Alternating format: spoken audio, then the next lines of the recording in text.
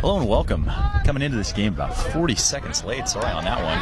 First faceoff won by Zach Handy to himself, and no team has been able to get into a settled offense yet, but a lot of excitement so far. Handy got the ball and went straight back to Westfall, which is pretty common from what we've seen for them on the faceoff. And they couldn't get anybody, couldn't find anybody up the field. Yeah, and it looks like ASU is kind of settling into this game now, getting the ball their attackman at X, and interesting story tonight. Attackman Rockney Rep is out with a hamstring injury. Yeah, and that's a big hit for the Sun Devils. I mean, he's the second leading scorer. I mean, he's got a great name. We saw him play against Michigan State, and I mean the kid can ball.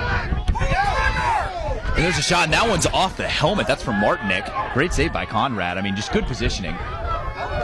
And then able to flip it back, and then cookies. Davis loses his stick. Picked up immediately there by Nevitt, who's been real solid all season for SB. And that was an impressive, aggressive and impressive offensive set for ASU.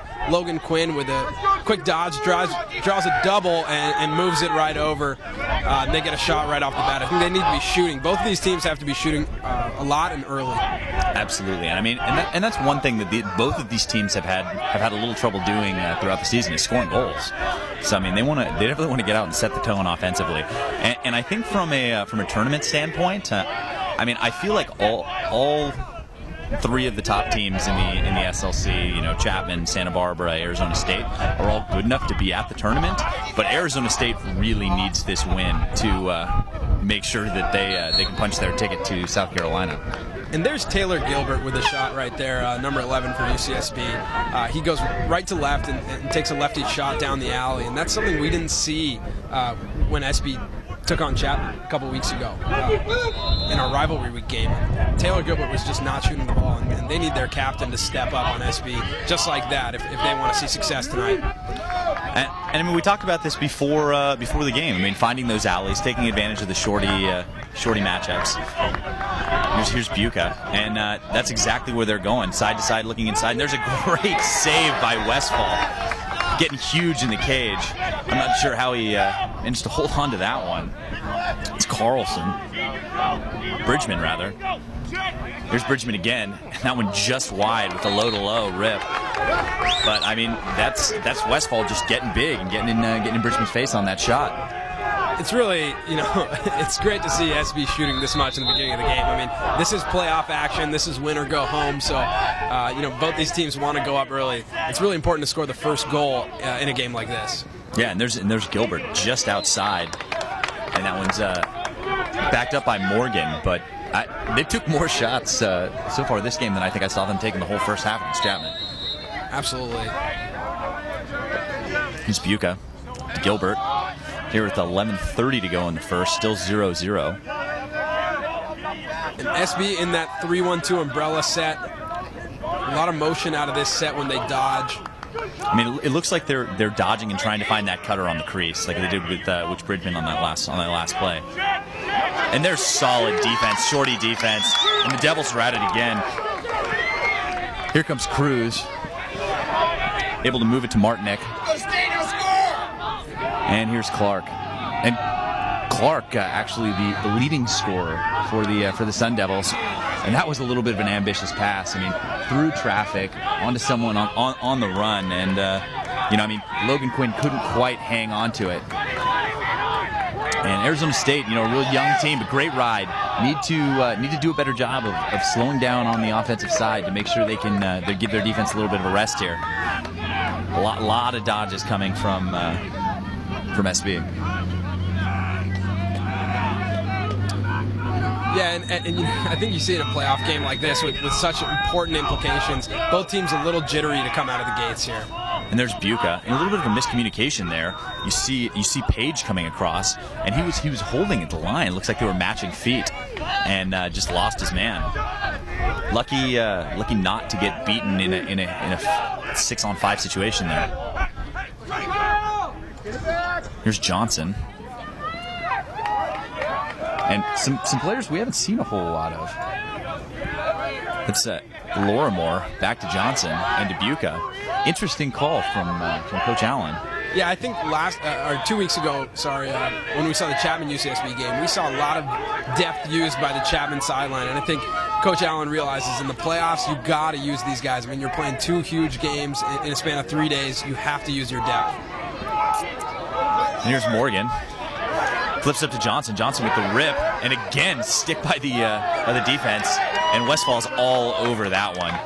But I mean, the Devils really doing a great job keeping their sticks inside, making the passes tough. The bamboo forest. Yeah, and here comes Piquel. It's going to be tough to get past Dylan Westfall. I mean, he has a whole season now under his belt. Just taking shots and shots and shots. I mean, they've played some tough opponents this year. BYU, Colorado State. So he's seen some of the best, and it's going to be tough to get by him tonight. Here's Scarano slowing it down a little bit. Moves it to Clark. Back to Scarano here with 8:45 to go in the first. Still 0-0. But a lot of excitement so far. I mean, they're getting opportunities. As Clark draws the double, moves it quick, and there's a great move from Straker. And he is quick. It looks like Devils want to slow it down a little bit and get some other players on. Yeah, we heard the yellow call, but I'm not seeing them actually subbing here. I mean, it might have been something that they're just throwing out there to see if SB will bite. There's a shot just a little off the mark. Here's Davis, one of the other talented freshmen for the Devils, for junior Clark. And please take the time to comment, send us your questions, anything you got. We'd love to hear some feedback about the broadcast, as well as any questions you have about the teams, the matchups, or anything for us personally. And there's a great goal. That's Martinick, another one of the freshmen for the Devils. Rolls out of it after he gets the double and is able to get away from his initial defender and shoot that low-to-low stick side. I mean, that's just a great goal. Yeah, absolutely, and that's one of the toughest shots to save if you're a keeper, hip level, especially if it's off stick hip. That's one of the toughest shots to save. Martinick put that in the right spot. And to answer a question from Scott J19, that's actually Conrad Carlson starting in the cage today, not Andrew Noto. They usually make a switch at halftime. Yeah, and from what we've seen, actually all the SB games we've seen, Noto always plays in the second half. It's a lot like the setup that Chapman's got with Nielsen and Sathram. Speaking of Chapman, right after this game, doubleheader tonight on TLN, we got University of Arizona taking on Chapman University. Here's Buca, driving down the left side, has an angle, takes a shot. That one right into the stick of Westfall. Here with 7:20 to go in the first. And that's actually Aaron Hemian, one of the senior captains here from UCSB. And he's a powerful midi, but he's going to have to shoot better than that if he wants to score against Westfall. Yeah, and I mean, Hemian's got a real rip. I mean, we've seen him score some pretty spectacular goals so far this season. Here's Game winner against Cal Poly, Carter Stadium. That was awesome. Here's Quinn, moves to Piquel. Piquel likes his matchup. Moves to Clark. And that's a great pass all the way across. A little low rip. That one just off the mark, coming from Quinn. But great ball movement by the Devils. And the fans really liking what they're seeing out of the Sun Devils tonight. A lot of representation from ASU. And there's Clark just off the mark, able to roll inside and get that shot off. And a good hustle from Straker, too, able to run that ball out. And here's 6:26 to go, 1-0 Devils. And Straker's going to bring the ball in. And this is a matchup that Arizona State has had the best of the last 8 meetings, going 6-2. So you have to think that SB wants it. And there's a shot. And that one's off the pipe. And there's Quinn, probably wants that one back. And there's a good defensive play. The ball's still down. SB finally picks it up. It's like Bridgman. And see who gets the ball. And there's solid defense by the Devils. I mean, able to poke that ball out. And Johnny Morgan scores. That's an impressive play by Morgan right there. And Westfall tried to wrangle in that ball, and Morgan just picks it off and scores. And that's the thing. Morgan is extremely crafty. He's the trash man. I mean, that's what it is. He scores more goals like that than anyone I've seen all season. I mean, he'll pick up those balls that are just sitting on the crease and kick them in if he has to. I mean, you need a guy like that. And if you're UCSB, you got to capitalize on all those mistakes that Arizona State's making. And if you're Arizona State, you can't be making those kind of mistakes. No, because that knocks the game up here at 1 with 5:37 to go in the first. And it's a great ground ball by Hillier. But Handy and Ushin Lewis really having some battles out there. I mean, Handy got the first one, no problem. There's Handy out there running around trying to fake out his defender. I mean, I think if they've seen Arizona State play at all this season, they know that he generally does not stay on very long in the offensive sets.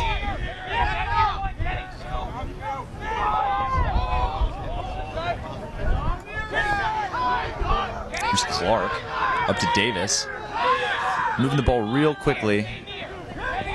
Martinick back to Strano. Thinks about it, moves to Clark. Clark looking inside, finds it, takes a shot in the goal. That's Straker on the quick stick, and that is a fantastic goal. And that goes all the way back to the ball movement. You can't do anything about that. It's so quick. I'm extremely impressed with Arizona State tonight and the way that they're moving the ball. We haven't seen them move the ball like this all season, and it's just crushing the UCSB offense right now.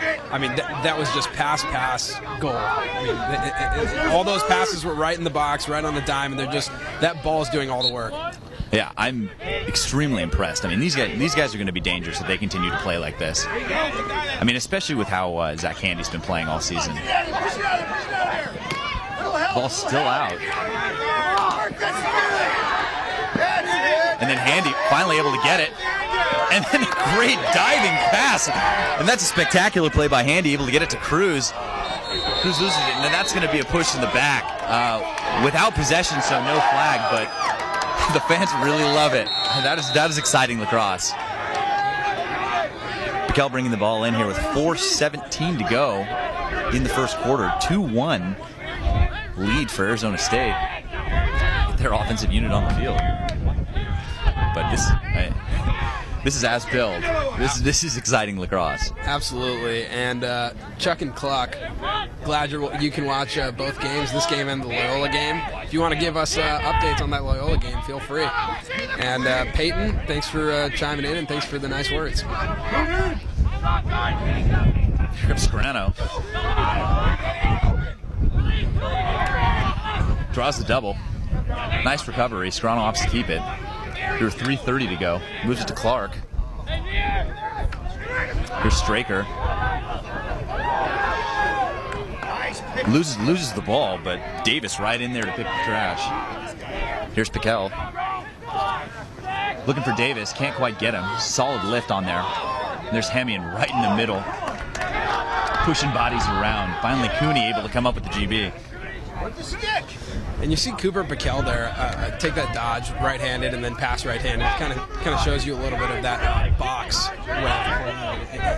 He has great stick skills. He comes from Foothill High School here in Orange County, and John Fox is just a great coach and is able to coach his guys real nice. And that's a great check. And that one off the helmet of Connell. Couldn't come up with it, and cutting back, beating two guys on the ride. Moves it up, and it's a great clear up to Page. I mean, there's good ball movement on both sides of the field right now for the Devils. But I mean, if you see on that last dodge, I mean, Hemian was free, and looked like Piquel able to get his stick in there on the after getting beaten on the dodge. Fortunate that Hemian didn't get a better look on that one. And if there's one thing UCSB needs, it's long possessions. And you know, they can't afford to go down there, take a shot and have it come right back. So they need to give their defense a break. They have to have a long possession. It's the only way they're going to score and the only way they're going to survive through the SLC tournament. Yeah, and there's one thing we talked to Coach Malone before the game, and he said that their main objective is to keep them from scoring double digits. I mean, that's how you win games. You keep your opponents in single digits, and you'd have to think that Coach Allen is thinking the same thing. Here's Conrad. Here with 1:40 to go in the first.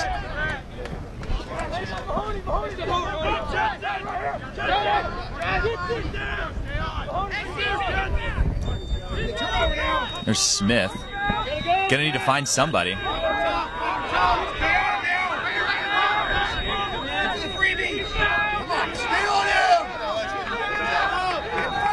Finally up to Lorimore, and that is very close failure to advance call.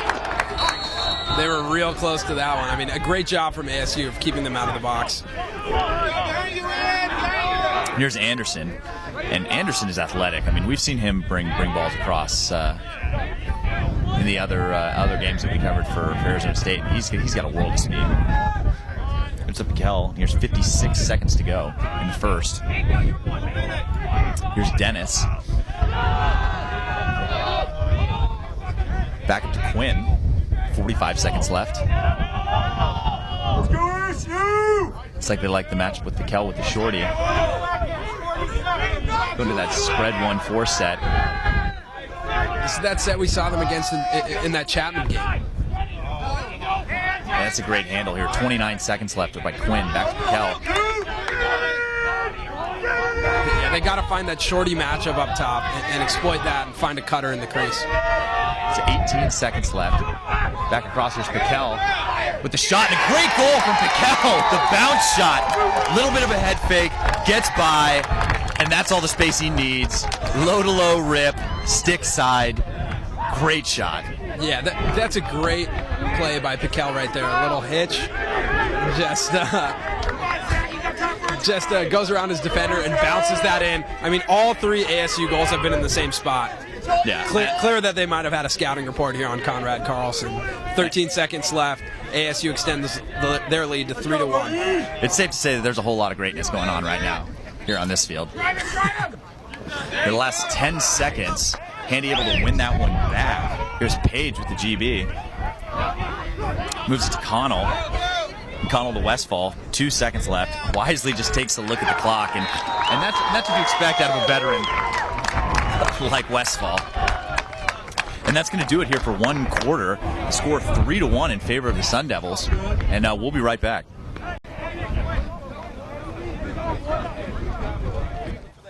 Coming after that spot. Somebody pull one near side. Get that Walters on him. Look for the hedge. That's what they're doing. Yeah. Guys, good shot to go. Look for his hedge. Here it is, Maxie. I don't know yet.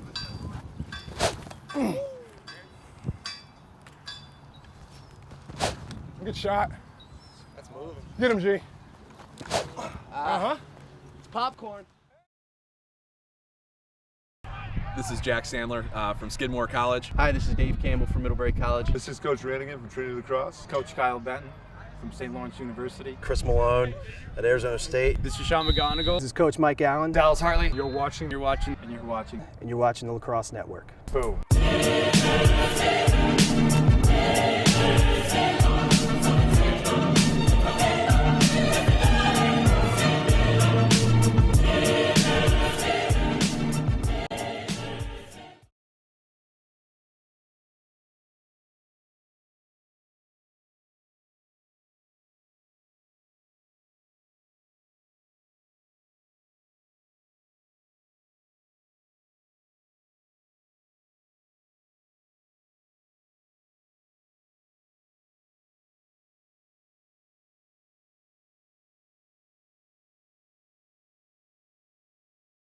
And we're gonna keep it going. It's all about your branding.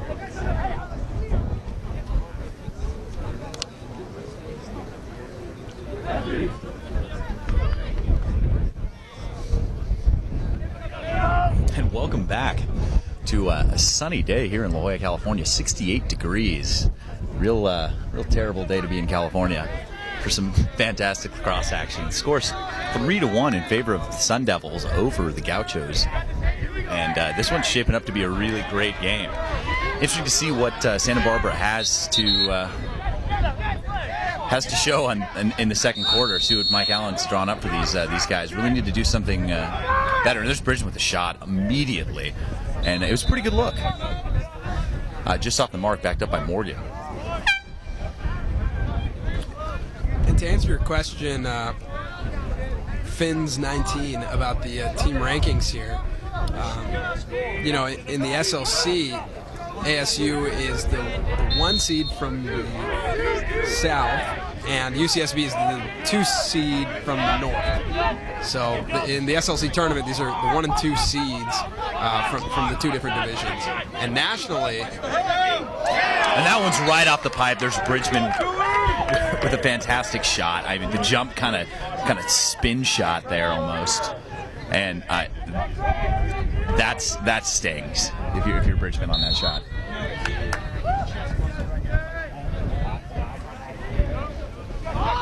Look inside, and there's Bridgman again with the jump shot, and just off the mark. And no shortage of shots, and those are going to start to fall for him. I know we saw him take the same shot 4 or 5 times before it fell in the Chapman game, but if you're getting open looks like that, he's more than capable of scoring those goals. Here's Hemian. He's getting those looks. He just got to bring his back shoulder down a little bit. Here's Gilbert, draws the quick double. Moves it back. There's a shot and a goal.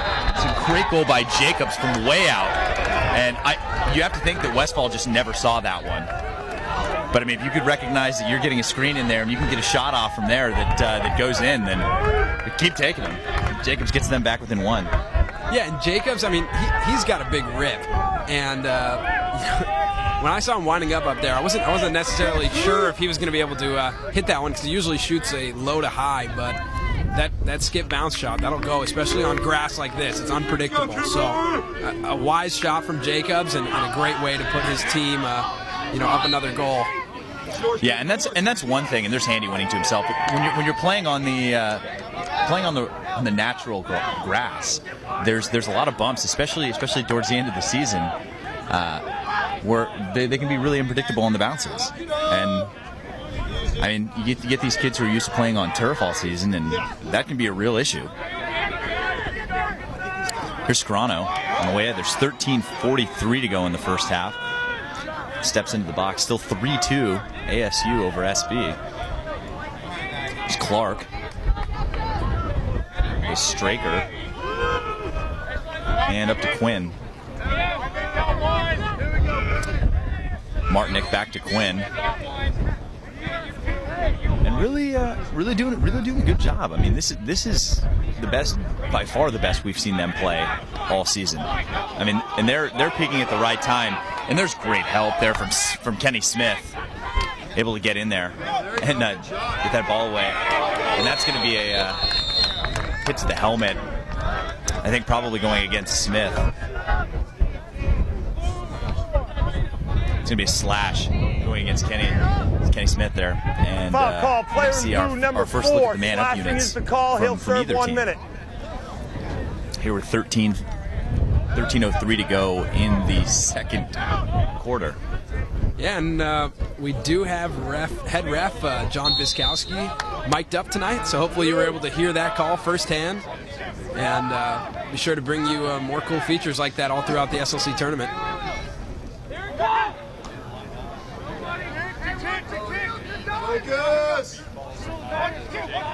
And watch for that hidden ball trick that ASU likes to run. We saw that in the Michigan State game. There's that bamboo forest up there. SB able to get their sticks in the way. And there's Max Berry, able to get in there and a real heads-up play, flipping it up. Can't find his attackman, but getting it out of trouble. And there's Connell. Oh, that's an awesome play by a defender. Oh man, that's a great play. I don't know if I've ever seen a pole do that before. That's great stuff. Here's Davis. 12:04, and we're all even. There's Clark across. Again, the defensive SB getting stick on the ball. I want to say Mainthau able to get his stick in there, moves it up to Barry. And you know, Barry's a guy that we've talked about before. He's a real solid defensive midi. Something that's important to the success of any team. Here with 11:30 to go. It's Jacobs. Sounds like Chuck in the Clock has got some strong feelings towards these blue helmets that SB has. He sounds like he really likes them. I like them as well. I think they look great. Big fan of the Pro 7s. I mean, I think their whole setup today is pretty sweet. I like the blue uniforms. And there's off the pipe from Morgan, and that inside pipe right there. And that we've talked about that before. I mean, he is crafty. I mean, he'll just get by you. I don't know how that one didn't go in. I mean, that was off the inside pipe, I think. Yeah, it came right back at him. And I mean, on the other side of the ball with Arizona State stormtrooping it in all white, I like that look too. Yeah, a lot of good looks tonight. It's Cosgrove. And Clark. Again, we mentioned the leading scorer for the Devils, over to Straker. Straker waiting for the offensive unit to get on the field. Moves it up to Quinn. 10:30 to go in the first half. Still 3-2 in favor of the Sun Devils. I mean, the way this game started, it looked like it might turn into a little bit of a shootout. But both teams calming down here a little bit. Looking for other looks. Up to Piquel. Piquel with the shot and the goal again on the low side, on the stick side. And Conrad just has not been able to get in front of that. Yeah, Cooper Piquel, I mean, in the beginning of the season, we saw him running a lot of defensive midi. You know, in that Michigan State game that we did, we saw him running a lot of defensive midi. We saw the Chapman game, he had one goal that we did, and it looks like he's really come along as a two-way midi. And it looks like Coach Malone is really getting comfortable with using him on the offensive side of the ball. I mean, and that was one thing that we were looking forward to when we see these guys at this point in the season, is they have so many young guys. And they've all been playing all season because that's what they've got. Handy with the one-arm pickup. Moves it up, and here's Anderson. Anderson back to Westfall. But, I mean, it looks like all these freshman players are really coming into their own. I mean, Rockney Rep was the one that was contributing early, but now you've got Cooper Piquel playing great. And Davis is in there. There's Anderson with the split there. Sick.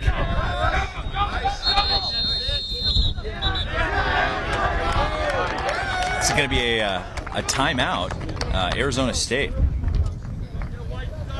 And ladies and gentlemen, everything you see tonight on YouTube is through the eyes of the official videographer of the Lacrosse Network, TVX Professional Video. TVX provides high-quality, reasonably priced video services to individuals, businesses, and organizations. By providing a quality product with impeccable customer service, the TVX goal is to build their business one satisfied client at a time. Once again, that's TVX Video Services, the official video production company of TLN. Yeah, and TVX does all kinds of cool stuff. I mean, we got Ted Benderick here behind the camera. He does some great recruiting tapes. Any kinds of tapes you need. You need anything filmed. You need your son's birthday party filmed. He'll be there. I'll vouch for that. So just call Ted. Make sure you go to tvxvideo.com and give him a call. But a couple other things coming up here on TLN. I mean, we got a long weekend. I mean, this is one of 6 games this weekend. We got another one tonight at 7:30. Tomorrow, make sure to tune in to the Division II semifinals, which will be at 1:30 and 4 o'clock. That's all Pacific time. And on Sunday, we have the D1 championship and the D2 championship. And those will be at 12 o'clock and 2:30, both Pacific time as well. So make sure to tune in all weekend. And after that, we got something really exciting here on the Lacrosse Network. On June 2nd, we'll be doing 2 big games. One of them is an LXM Pro game.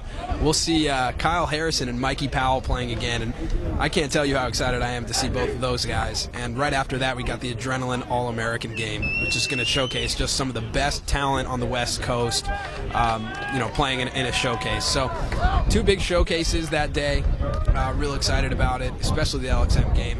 If you're excited about seeing Kyle and Mikey play again, I mean, you should be if you're a lacrosse fan. So make sure to check that out on our channel. We got some good LXM Pro coverage right now you can check out to get yourself psyched for that. But before that, this weekend, make sure to tune in for all 5 of these games after this one. Yeah, and so that new footage that we just put up with the helmet cams is really cool. See our very own Samir Chaudhry score a goal in that footage. Is it just one, Chris? Just one in there? I didn't think we had enough tape to get all of them. And the errant pass is going to go send the ball back to Santa Barbara, and that's definitely not what Coach Malone wanted to see coming out of that timeout. Here with 9:29 to go in the first half, still holding on to a 2-goal lead. It's like Conrad's going to start with it, and it's like Finn's 19 thinks it's safe to say that UCSB is the most swagged out team in the SLC. I'd say it's pretty hard to out-swag Chapman. I mean, they've got more gear than any of the teams I've seen. Here's Hemian. Who's to Gilbert. And it looks like Hemian and Gilbert both are drawing short poles on this possession. It's something that they need to take a look at and see, this seems like the right matchup right here with Gilbert. He's working on Cosgrove. I mean, I'm not sure that's the shot you want there. Absolutely not. I mean, fading away from the cage, left-handed, across her body. I think he could have drawn a slide there and looked inside.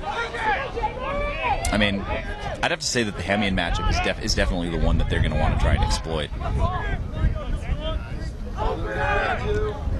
As Gilbert moves it back to Hemian. Hemian still draws the quick double. Moves to Gilbert. And that's solid shorty defense. There's Bridgman. Takes a shot. That's a great save. I don't know how he got in front of that one. I mean, that's just good positioning. Because I can't think he saw it. And there's going to be another flag, and those are all on Westfall. And that's just a cheap shot. I mean, there looked like there may have been a little bit of acting in there to begin with, and that's what you get out of a senior like Bridgman. But coming in late with a cheap shot, that's just not something you want to see or expect to see out of a senior.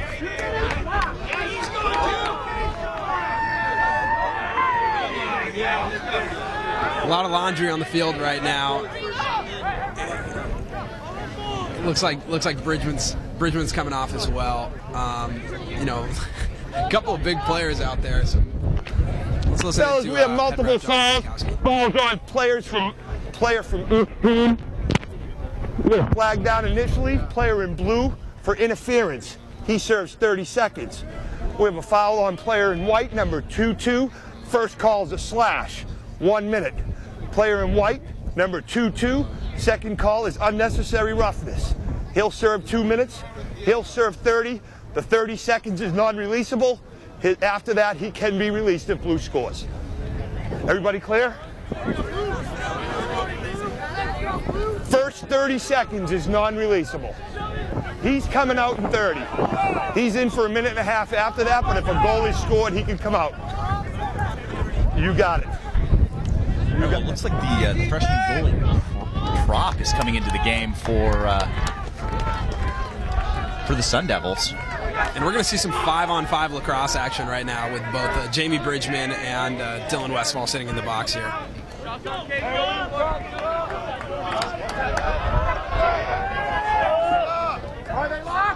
And we were watching these teams warm up, and Prop is a good goalie. I mean, I saw him making just some fantastic saves and taking some serious rips from the first line guys. Here comes Gilbert. It's always interesting to see how teams react to these 5-on-5 sets. I mean, they don't happen very often, and it's definitely a different situation because none of the offensive sets really work the same way. But you've got a lot more space, so you have to think that you want to try and exploit those one-on-ones as much as possible. And And Jamie Bridgman now checks in, and now it's going to be 6-on-5 lacrosse. UCSB on the man up here. And they got a real opportunity with the freshman keeper in. Yeah, and I mean, there's 7:35 to go in the first half, and they're down 2. I mean, they need to score a goal and moving the ball very quickly. And there's Bridgman with the goal, off the rebound, low-to-low rip, and there's nothing you're going to be able to do about that if you're a prop. I mean, that's just a fantastic goal. He's in the right place and does his job. Yeah, and with 7 minutes and 30 seconds left in the half, UCSB cuts the lead to 1. And Bridgman, I think that's impressive. Coming out of the box, cooling his head down, and I think he wanted to score there real bad. I mean, he's got to shove that one in Dylan Westfall's face after they get into an altercation like that. So, yeah, it's a great goal. And that you chalk that one up to experience. I mean, you know where you're going to be. You need to be there to be able to pick up that goal.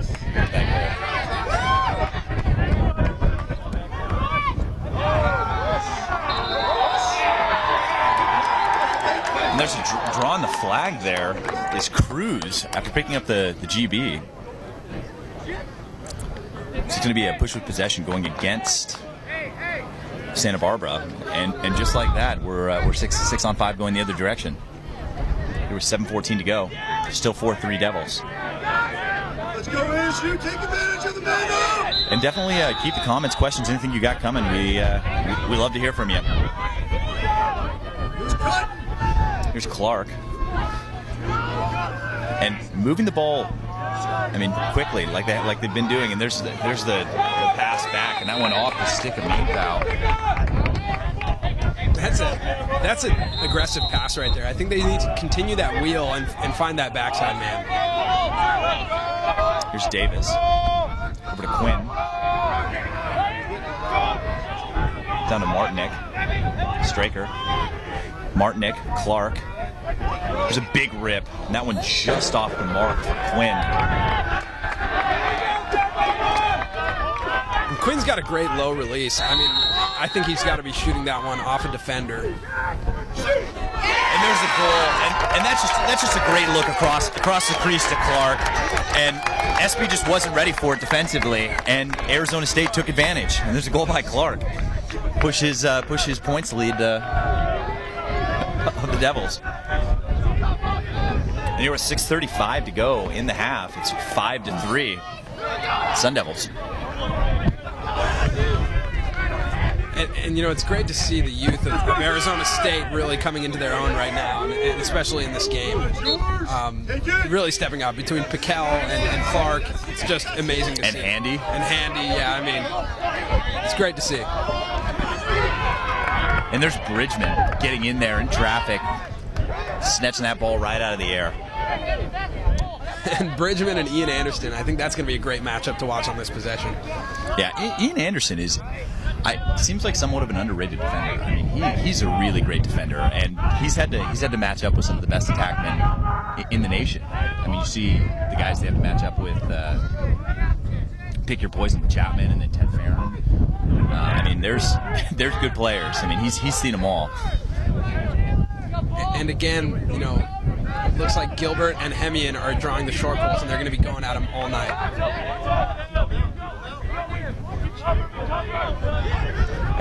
And that's solid defense out of Hillier, the sophomore. Here's Hemian.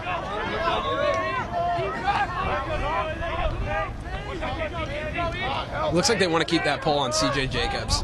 And Jacobs is a really speedy midi with a big rip, and I think it's a smart decision to keep a pull on him. There's Gilbert. Back up to Jacobs, and Jacobs has the shorty now. And that one just off the mark. And you can tell why they're pulling him. If Jacobs draws a shorty, he's going to go all day. And I think Coach Mike Allen's going to want him to be going all day if he draws that shorty. Here's Hemian again. Takes a rip, and that one just off the mark again. Same side. And Connell able to run that one down. I mean, you need hustle plays like that out of your defense.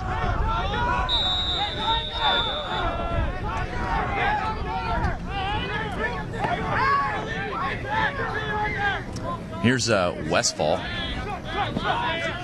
Great clear to Ian Anderson. I mean, that's not an easy pass to make when you're a goalie, and that's impressive. Oh my God, Ian Anderson is. And Anderson's got a lane. He's gonna go. Takes the shot, and that's a fantastic save from Conrad. And it's going to get an interference call or a kicking the cross. But the fact that Conrad was able to get in front of that and then dive on top of it, that's a huge play. Here's Smith. Back to Conrad.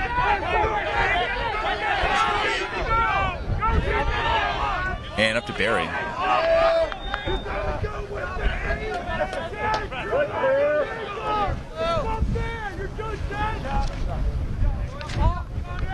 SB settling down right now, getting their offensive set in, and getting Kyle Johnson on. A player we've seen more and more of towards the end of the season, and Buca checks in as well. Looks like they're gonna completely sub out their first midi line and get their second line on. And here, 3:30 to go. Still 5-3 in favor of the Sun Devils. There's Lorimore. Has the shorty. Moves in. Here's Johnson. Great handle. Takes the shot. There's a fantastic goal on the bounce. And Westfall's been having trouble with those. And Johnson taking advantage. Yeah, that's an impressive shot right there from Kyle Johnson. A big bounce shot. Just, I mean, it's tough. It's really tough for the keepers to see these. I mean, if I was a coach today, I'd say bounce it all day. Don't do anything else but bounce it, because it's an unpredictable bounce and it's tough for them to see it. And with 3:18 to go in the first half, the deficit is back to 1. And there's Lewis, kicks out to himself, and Jacobs can't quite come up with the GB.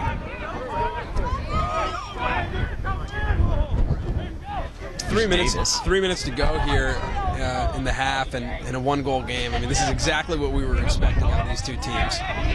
Straker back to Clark, and back to Straker. Scrano. And opting to just hold it here with 2:45 to go. Get their offensive unit on. It's Quinn to Martinick. Martinick's threw it all the way across the crease. Takes the shot, and that one just off the mark. But I mean, that's a real aggressive pass across the crease. That's for amazing. Scrano. That's amazing that went through right there. And I mean, it looked like he had a lane. I'm not sure why he didn't just shoot that. We're 2:20 to go. Strike up to Martinick again. Moves it up to Quinn.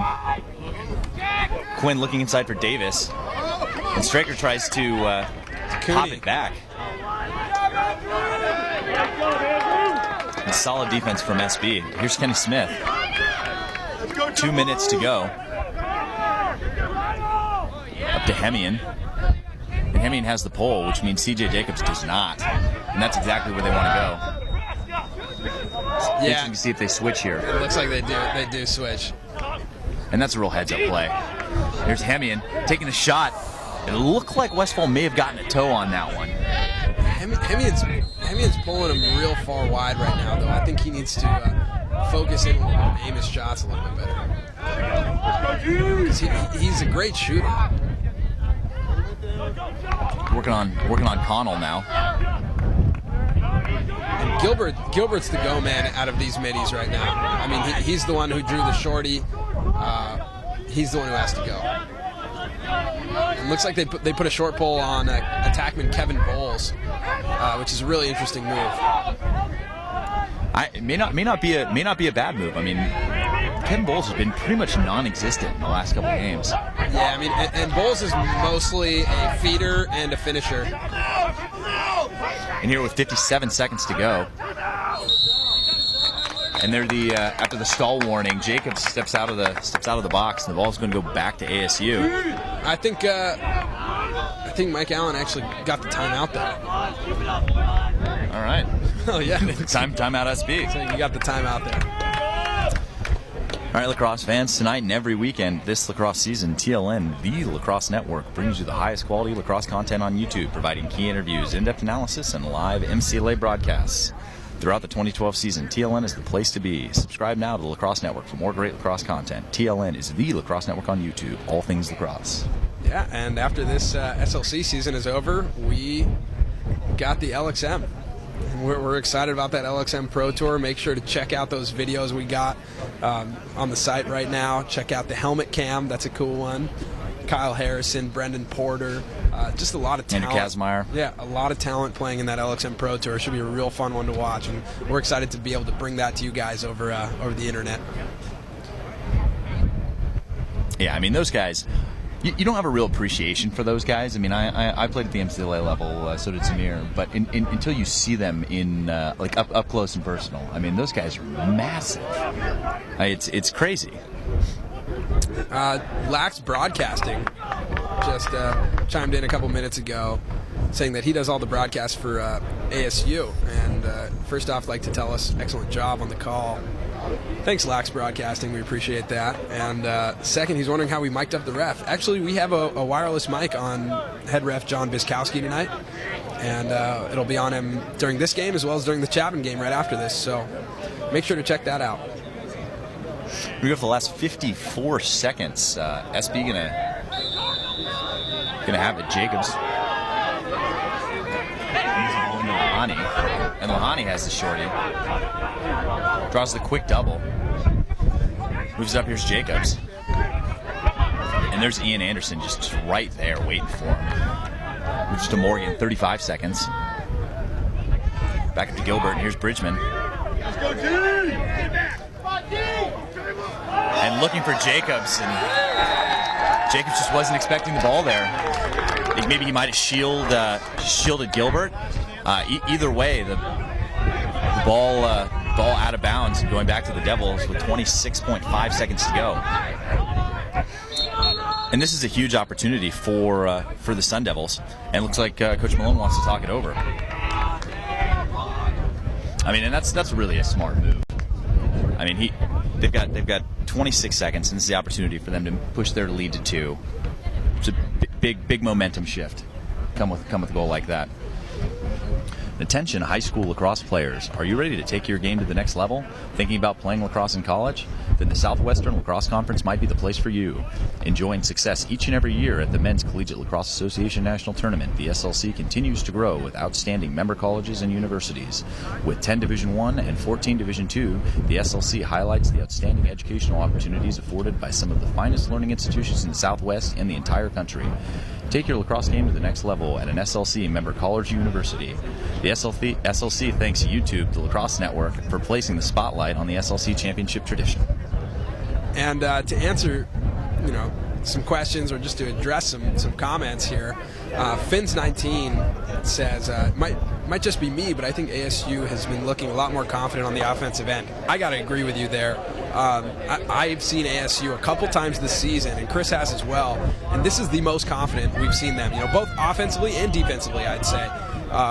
Just overall, they're looking real confident. And SB, I mean, I'd have to say possibly the opposite. I mean, they looked real confident against Cal Poly, and I think they've lost a little bit of that confidence with their game a couple weeks ago with Chapman in their first round of the playoffs against UNLV last week, when they gave up quite a big lead and let a lot of goals in that fourth quarter. So definitely a great observation, and both teams are moving the ball real well. With 25 seconds left here, let's see what ASU can do.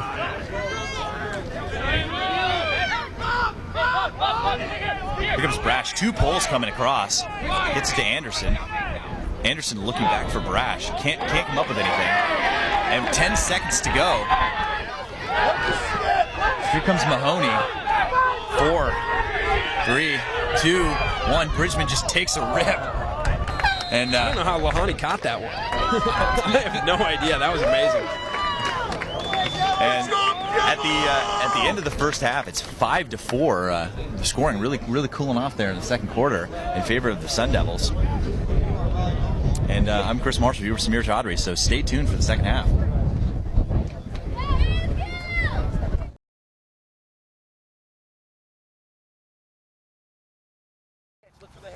coming after that spot. Somebody pull one near side. Get that Walters on him. Look for the hedge. Yeah. Guys, good shots to go. Look for his hedge. Here it is, Maxie. I don't know yet.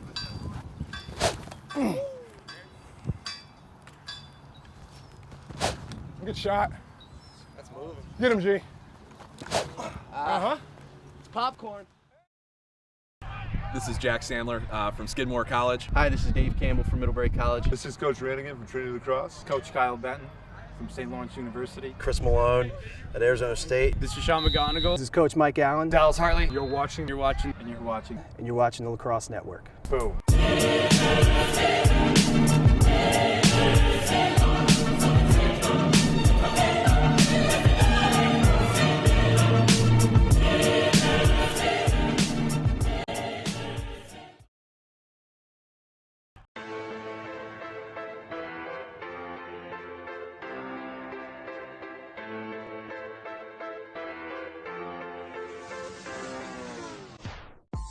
Hey guys, it's Greg from East Coast Eyes, and I'm going to talk to you about stringing a low pocket.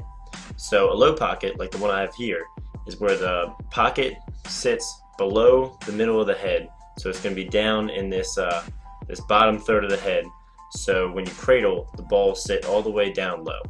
Now there's a couple advantages to stringing a low pocket. And the one is when you go to cradle one-handed, the ball is going to shift all the way down and sit down in the bottom of the throat of the head, where the head's narrowest. So this is going to give you the most hold and the least chance of losing the ball when you're cradling one-handed and you take a check. Also, a low pocket generally will have less whip than a low pocket. So you're going to have a really smooth release with very little whip, so you're not going to have to worry about winging the ball over the field and having it throw right in the ground. So you can see a low pocket will generally have a very smooth, very crisp transition throughout the head, so it's not going to catch or anything or whip straight out. But there's also a couple disadvantages of low pockets, and one is they have a very, very long release. Since when you throw the ball, it has to come from all the way down here and get all the way out. When you throw it, it's going to take a lot longer to get out than a high pocket would, where it would just flick right out of the stick. So this could be a disadvantage for attackmen when they're cradling and they want to really quickly make a quick feed. It's going to take longer to get the ball out of the stick. Also, like I said, as an advantage, low pockets generally have lower whip, but some players want more whip, so it's very hard to put more whip into a low pocket. So the most common position for a low pocket to be used is attack, because they're the position that spend the most time with the stick in one hand, running across X, carrying the ball, changing directions. So since they spend the most time in one hand, you're going to want a pocket that's going to hug the ball when you're cradling one-handed and let the ball drop all the way down. So it's perfect for attackmen. But like I said, it also has a slower release. So an attackman won't be able to get the ball out very quickly, or when they come out of their dodge, you won't be able to shoot it quite as quickly.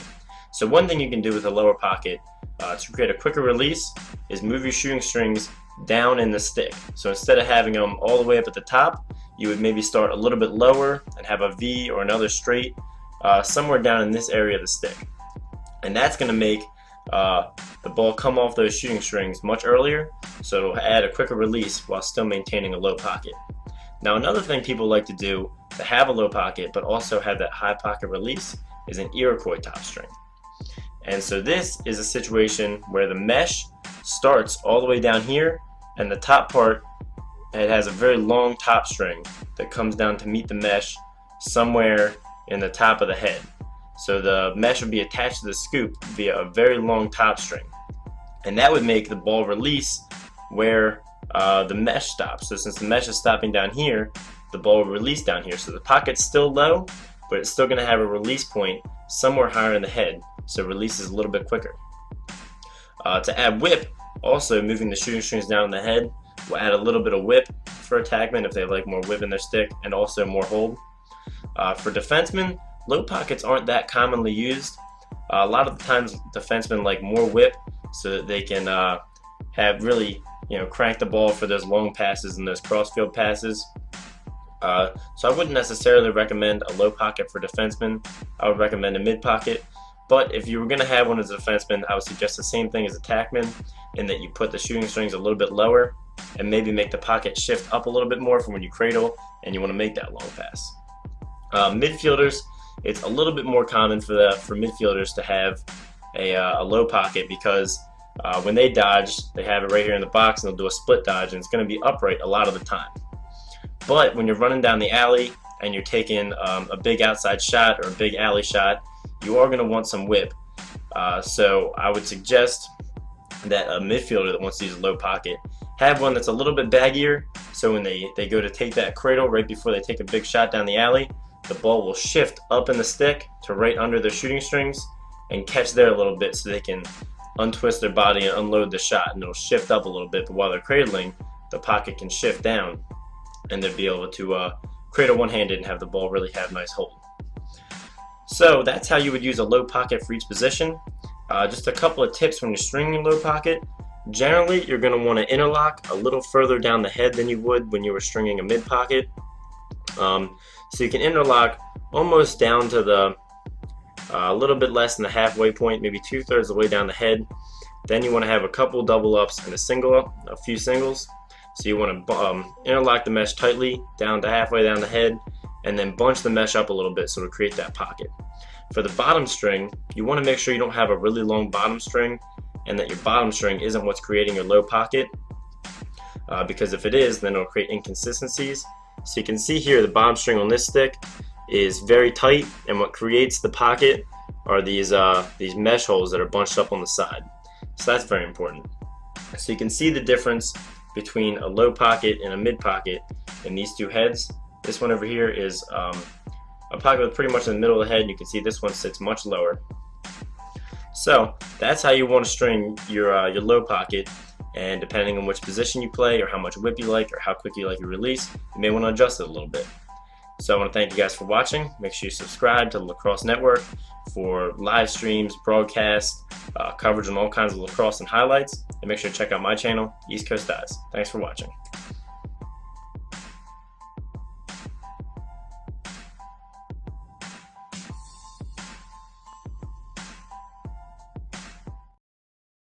Here we go, Nick on me, Nick on three, 1, 2, 3.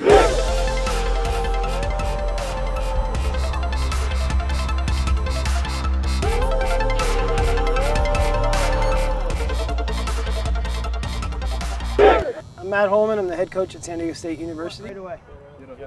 I run tournaments in the off season, and I do a tournament out in Palm Springs. And Nick was a participant in one of the teams, and I'd sent a thank you letter to all the team participants. And his mom wrote me back and told me a little bit about his story, and it just kind of caught my heart, kind of pulled at the heartstrings. And you know, I thought of some ways to get him involved here with the team, and it just kind of spawned into making him the honorary captain this year. So. On behalf of the team, we wanted to ask you if you'd be willing to be our honorary captain this year. We got you a shirt, and we got Captain Nick on the back, and we all signed it for you. It's such an honor. I mean, to even watch them play, they're extremely good, and I would give anything to be as good as them. Nick has been playing lacrosse for the last 2 years, but it was his dream for more like 3 years, and Nick has most of my life. Most of his life. Nick has a liver disease called biliary atresia, and it's really unheard of for kids to be playing contact sports when you have liver disease. His whole life he's been playing, but he's never had a passion like lacrosse, and I think lacrosse has really given him something to live for every day. I am waiting for a liver transplant so I cannot be an attackman, because if I got hit in the stomach, yeah, that would be good. My favorite part about lacrosse right now, since I'm defense, is probably getting to deck people. when I'm an attackman, probably shooting and faking. It's just gonna make it so much more fun to play lacrosse once I get a liver transplant, but it's still so much fun now. So as far as lacrosse goes, other than defense and padding, my liver problem really doesn't limit me too much.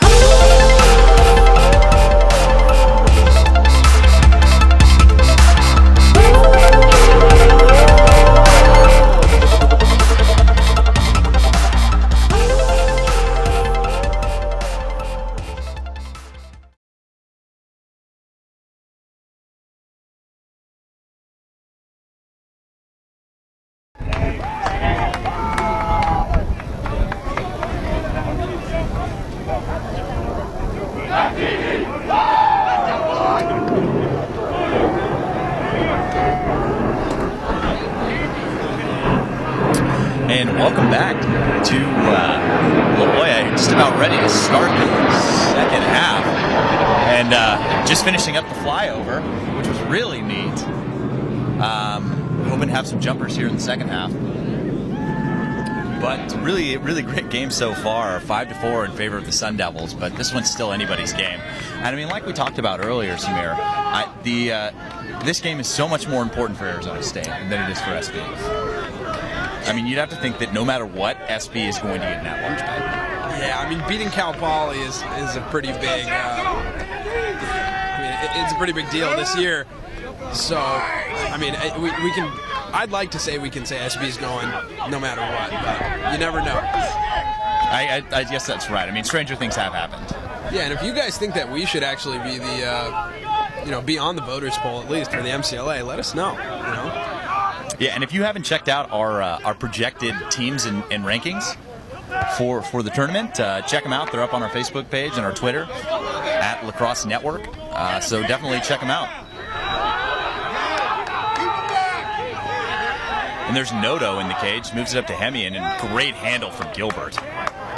Off the bounce. Inside to Hemian. Hemian can't get the shot off. Solid defense gets to Morgan. And here's Bowles. Up to Jacobs. And Jacobs has the shorty. They switch while he's off ball, moves it over to Hemian here with 14 minutes to go in the third. And this one really starting to cool off here a little bit this evening. See the shadows coming across the field. Here's Gilbert. Gilbert's open. And here's the goal from Gilbert. That's a fantastic shot. Off stick. Beats Westfall. And Westfall was just flat-footed on that one. He had no idea where that was going. Yeah, and Gilbert ties up the game there for UCSB with 13 minutes and 46 seconds left. 11, Taylor Gilbert for the Gauchos, tying it up 5-5. And, Gilbert, we've been seeing him shoot quite a bit lefty today. It seems like he's been, working on that and practicing that right to left split. And he shot that one, and that was unpredictable. I thought that should have been going opposite pipe a little bit high, but it actually went near side, and it went hip level. So. And there's Bridgman coming in hot. Bridgman's not afraid to get physical. Like I've said before on these broadcasts, he's a hockey player, and he loves contact. So here's Piquel. Gets inside, finds Clark. I don't know how Noto got in front of that one. Spectacular save. And a better ride from Davis right there. I mean, getting a possession back for your team in a tie game in the playoffs, that's so valuable as an attacker. Exactly, and 13 minutes to go. And we didn't even mention the 50-yard pass that Westfall threw to Connell on a rope. I mean, we're so used to seeing it that we didn't even mention it. But I mean, that's a great play, and your goalie can make plays like that. It's huge for you. And there's Clark all the way across. And there's a big-time rip, and that's a huge goal coming from Quinn. That was way out, top shelf, shredding corners. That's a great goal from Logan Quinn. Logan Quinn, just a powerful sophomore midi from Acalanes High School up in Northern California. He's just a talented kid. We've seen him do that time and time again, and you can't give him space like that.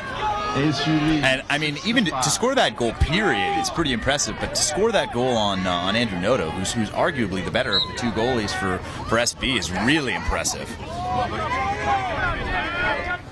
And this game seems to be really, taking shape here. Both teams comfortable now. And there's Jacobs gets the ground ball. Looking across, there's a big-time rip and a great save from Westfall. That was Oshin Lewis on the look. And here's Zach Handy running the break. And then moves it to Davis, and Davis scores with a great handle and an even better shot right over the leg of Noto, and that pushes the lead to 7-5 here with 12:19 to go.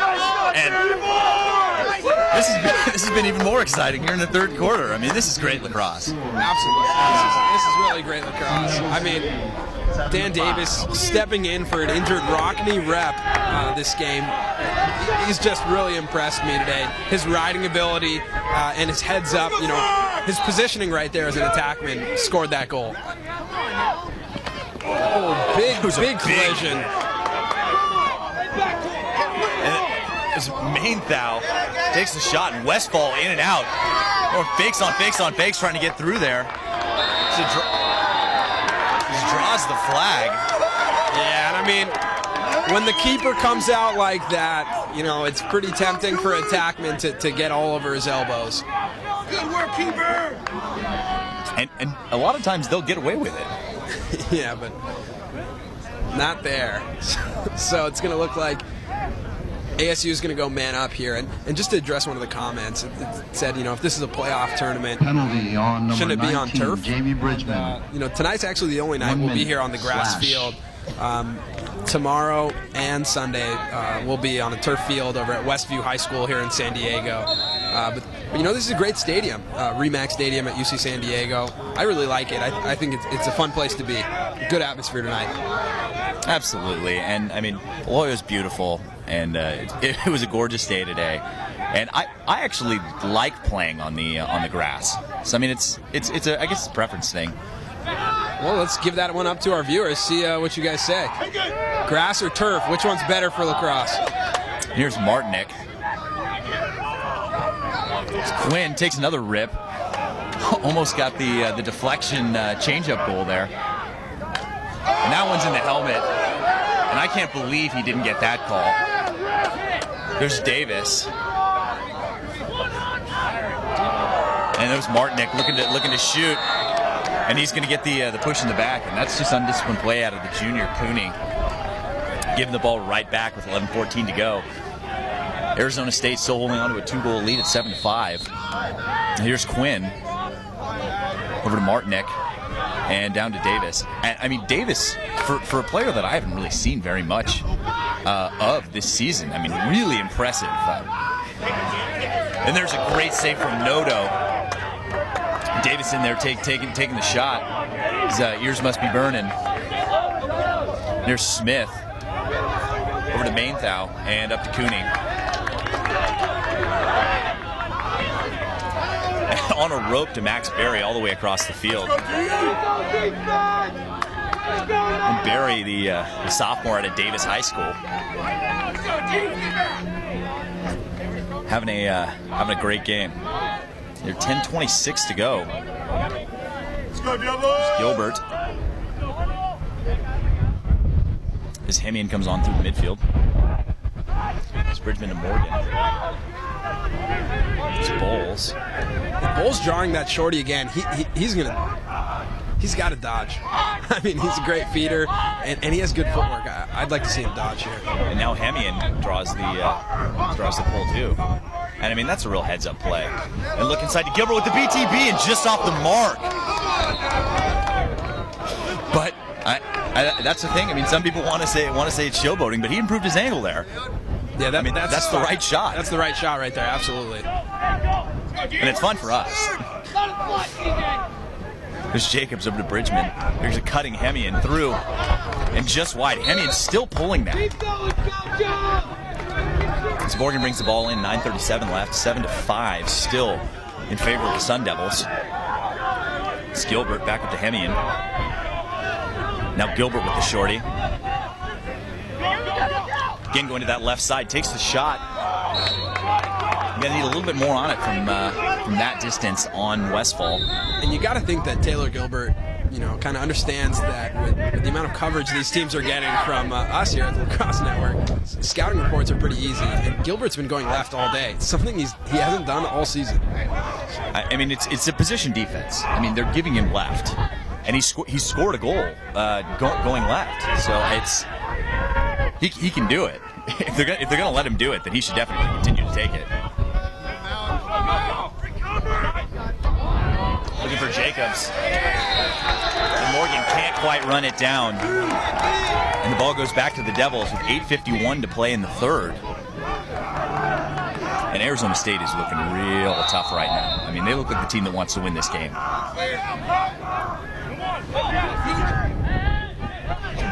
And Piquel coming down all alone. But Ian Anderson. And he's dangerous. I mean, he'll go to cage.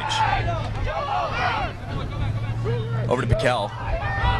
Great movement. Martinick. Great movement on the clear right there.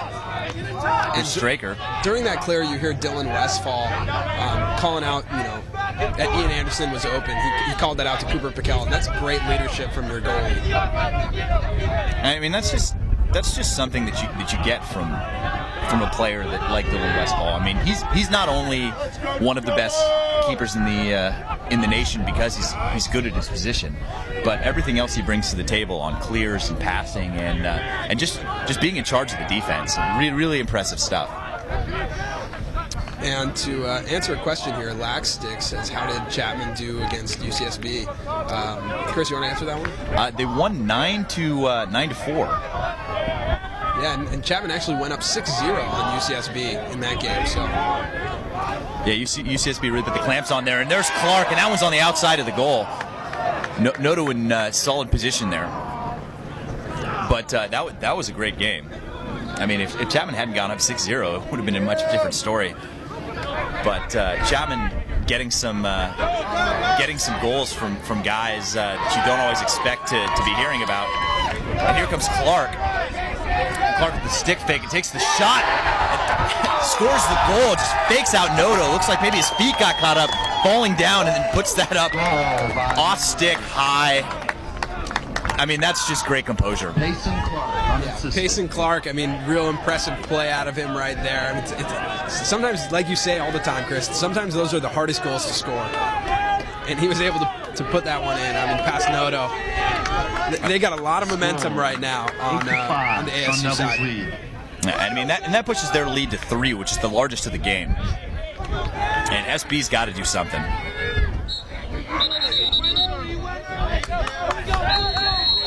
And there's procedure going against Handy. And here's Hemian. And Connell gets a stick out there. Hemian able to come up with the GB.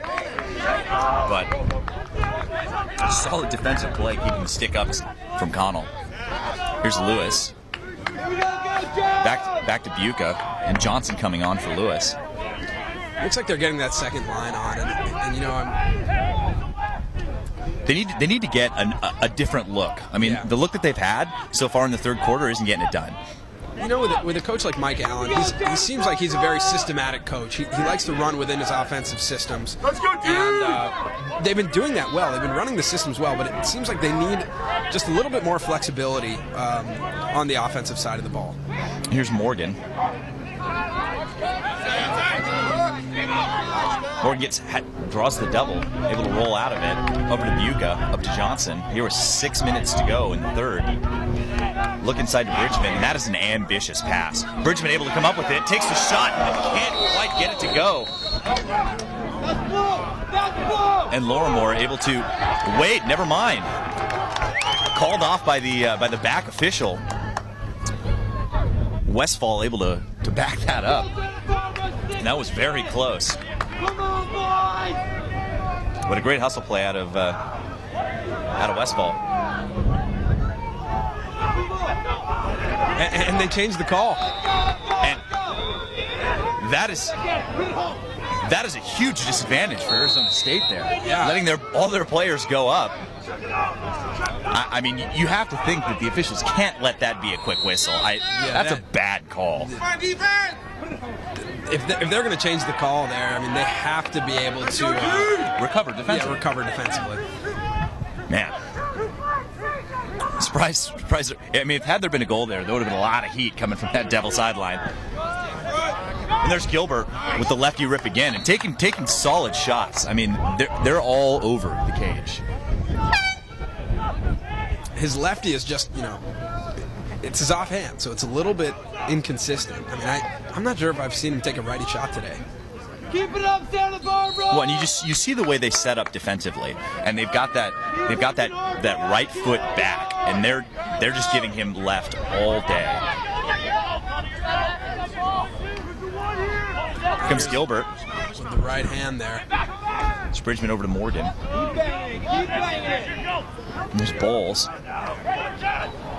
Buca. Buca with the bounce pass to himself takes the shot. Keep shooting, baby! Hemian, rather. And we haven't seen much of Andy Lahani today. Looks like he's not in right now. Johnny Morgan with the dive, and looks like he's going to draw the flag. UCSB man up here with 5 minutes left in the third. This is a huge opportunity for the Gauchos. Yeah, I mean, they need to score a goal here to stay in this game. I mean, if they go down 4 goals, they're in trouble. There's 5 minutes to go in the third. There's still plenty of time to play. They definitely have the offensive firepower to score goals, but they need to start getting some better looks. And that's going to be a 30-second push on Zach Mendoza. So the Gauchos have got to act quickly here.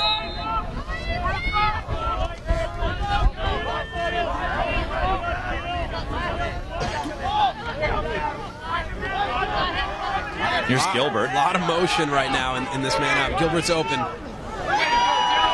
And Westfall is all over that. Up to Connell, and here's Martinick, and right into the fast break. And it looks like they're just going to hold on to it for the last 5 seconds of this penalty. And they're even. And I mean, the defense that Arizona State has been playing they're out of their minds right now.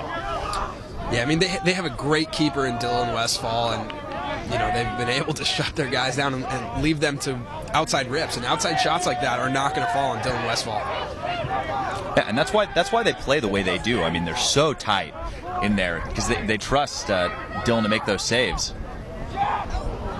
And look across, no harm there as Clark is able to come up with the GB here with 4 minutes to go in the third.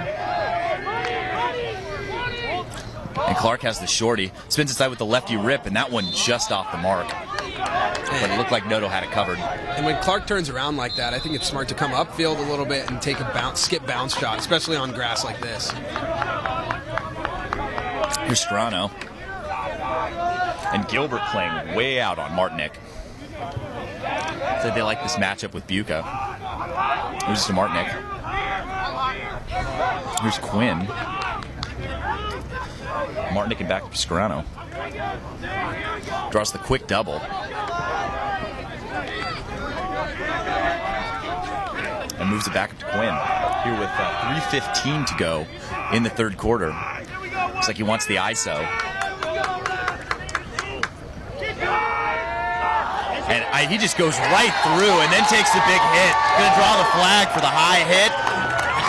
I'm sure he probably doesn't care. Fantastic goal.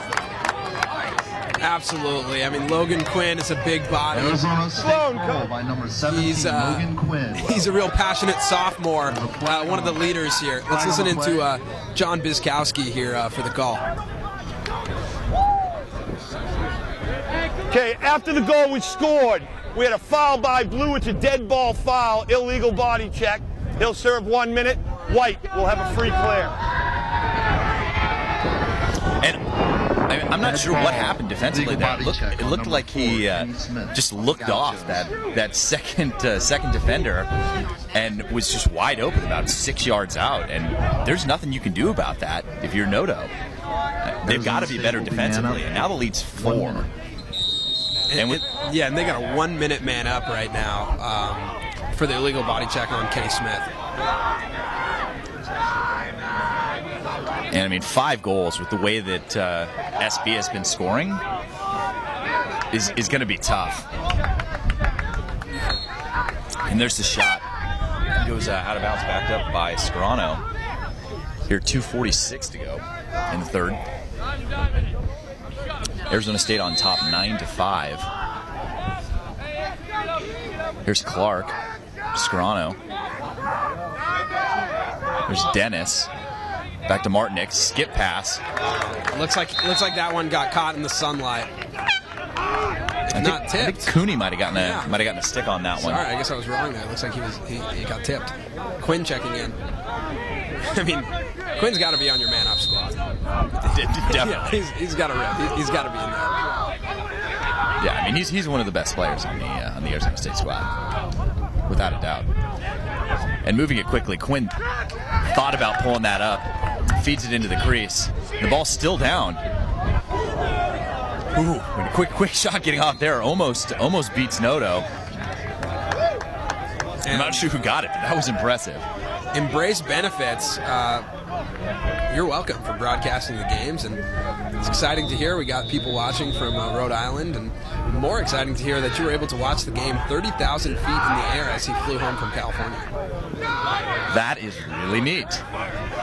And Quinn again with the outside shot. Beats Noto 5-hole.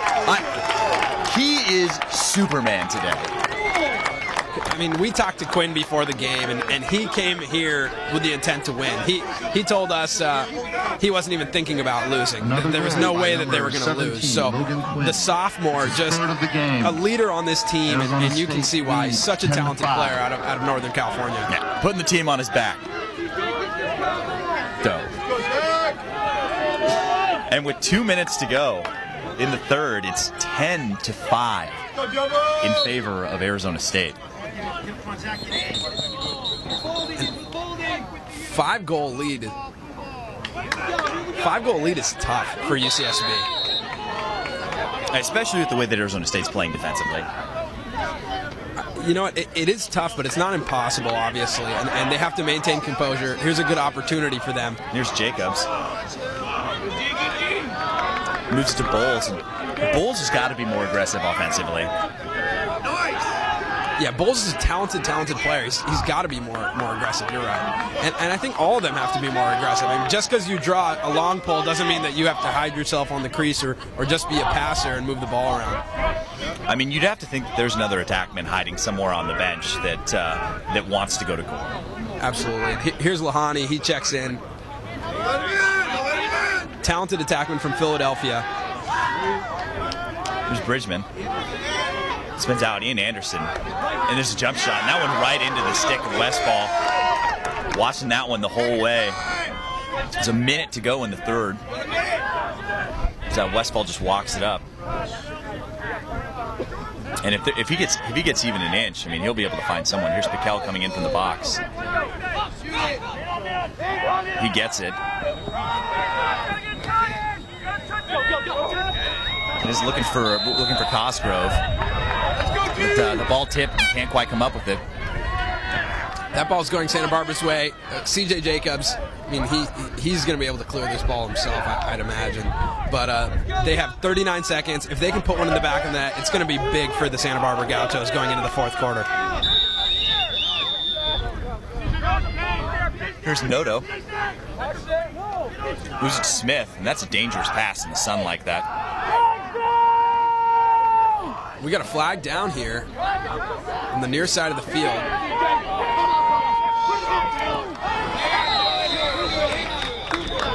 And that's going to be an offsides going against Arizona State. And this is another huge opportunity for the Gauchos. On number 2-3. I mean, they have to get a goal here to take some sort of momentum into the fourth quarter. 30 seconds. It's a 30-second penalty, so they're going to be man up for the rest of this quarter.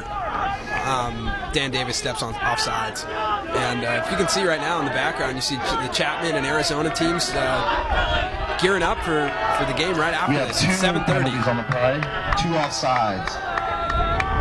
And the Gauchos will be up 2 men for 30 seconds.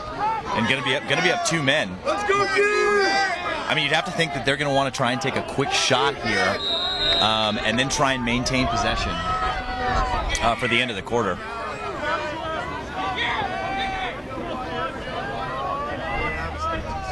Just 10 seconds. There's Jacobs. Gilbert, here's Jacobs. Jacobs takes the rip, and that one's just off the mark.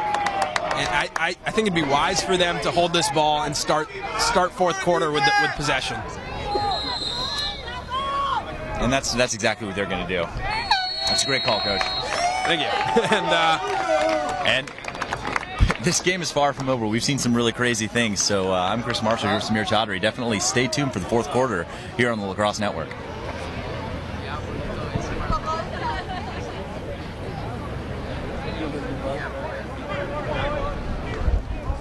That's the end of the third. Coming after that spot.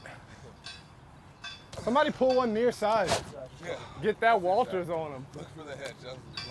Yeah. Guys, good shot to go. Look for his hedge. Here it is, Maxie. I don't know yet.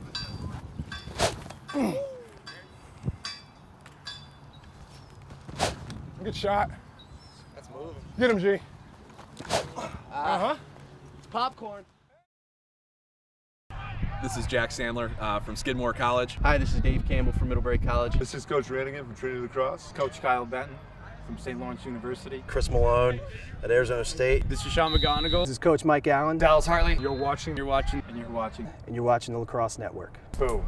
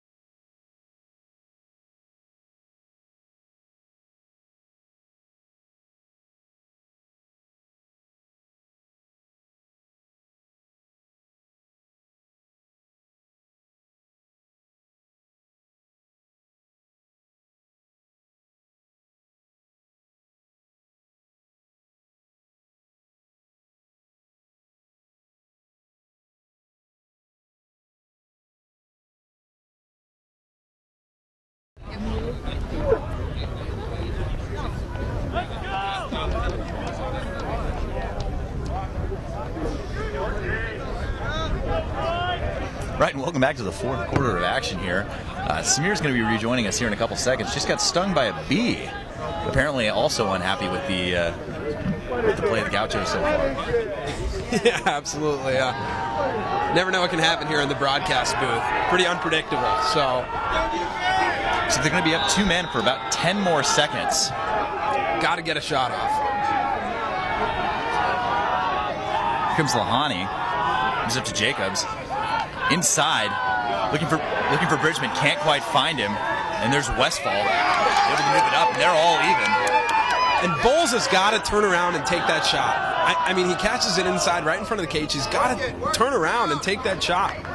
Yeah, I mean, there's no reason to move that to Bridgman. It's hard to think of any reason why he wouldn't shoot that. Especially with the history that Westfall and Bridgman have right now. I mean, you flip that to him, and Westfall's going to hit him. And really aggressive on the defensive end right now, pushing out hard are the Gauchos. And there's Clark up to Straker. Back up to Quinn. And Quinn able to get it out of trouble. It looks like they're going to get the timeout call, and that's a real heads-up play by Coach Malone, able to call the timeout when he could see that Quinn was in trouble. And ladies and gentlemen, everything you see tonight on YouTube is through the eyes of the official videographer of the Lacrosse Network, TVX Professional Video. TVX provides high-quality, reasonably priced video services to individuals, businesses, and organizations. By providing a quality product with impeccable customer service, the TVX goal is to grow their business one satisfied client at a time. Once again, that's TVX Video Services, the official video production company of TLN. And if you're out in the San Diego area, probably stop by any big-time lacrosse game and you'll see Ted there. I mean, I know he's at all the LCC Tory games, and one game, what was it, 2 weeks ago or maybe a week ago, where LCC played Tory in 3 overtimes and LCC took the game. I mean, there's some real talented players there, and I think that San Diego championship game is going to be pretty exciting on May 19th. If anybody's in the SoCal area, make sure to check that out. Yeah, and Ted was actually nice enough to bring us a blood orange Pellegrino soda today, which is delicious. I didn't even know those existed. I mean, Ted can brighten your day in more ways than one. Yeah, absolutely. And as we see the teams take the field again here, I mean, what do you think UCSB has to do for the next 13 minutes in order to come back into this game? Well, I think to guarantee themselves a trip to South Carolina, they at the very least need to get this closer. I mean, five goals is a pretty good lead. And they got to do a better job on offense, taking advantage of their opportunities. I mean, they're just not getting the looks that they want. Here's Quinn looking for Martinick. And that's one of the first kind of errant passes we've seen out of Arizona State all day. Yeah, they've been real crisp. And just to answer a question right now, what other MCLA games will TLN be covering this weekend? Right after this game at 7:30, we're covering Arizona taking on Chapman University. Tomorrow we got the D2 semifinals with Grand Canyon taking on Biola at 1:30, and Concordia taking on Fullerton at 4 And that should o'clock. be a really, really great game. That should be an awesome game. Those times are Pacific, if anybody's wondering. And on Sunday, we got noon is the D2 championship, and 2:30 is the D1 championship. So make sure to tune in all weekend. I mean, just a great weekend of lacrosse here. Yeah, and both of the championship games are going to be fantastic games. I mean, if it's Arizona State or Santa Barbara going against what, I mean, you'd have to think is going to be Chapman. I mean, it's going to be a real dogfight. And there's Gilbert taking the shot, and that one sneaks in 5-hole, low to low. I don't know how Westfall didn't come up with that one, but I mean, Gilbert out there making it happen. I don't know how Gilbert snuck that one in. I mean, that was really impressive. I mean, he went left to right there, and then back to his left underneath and put one in. And that's what you need. You need your senior captain to come up with a big goal like that, break the ice, and SB has got to put another 3 or 4 in here. I mean, if they score another 1-2 even, this is a completely different game. They got to start coming up with these ground balls. It looks like Mainthau kicking it to himself, trying to keep it in, can't quite do it. But, I mean, you have to admire the hustle there. Here with 12:42 to go in the game. Arizona State's still holding on by 4. Looks like Scrano's going to start with it.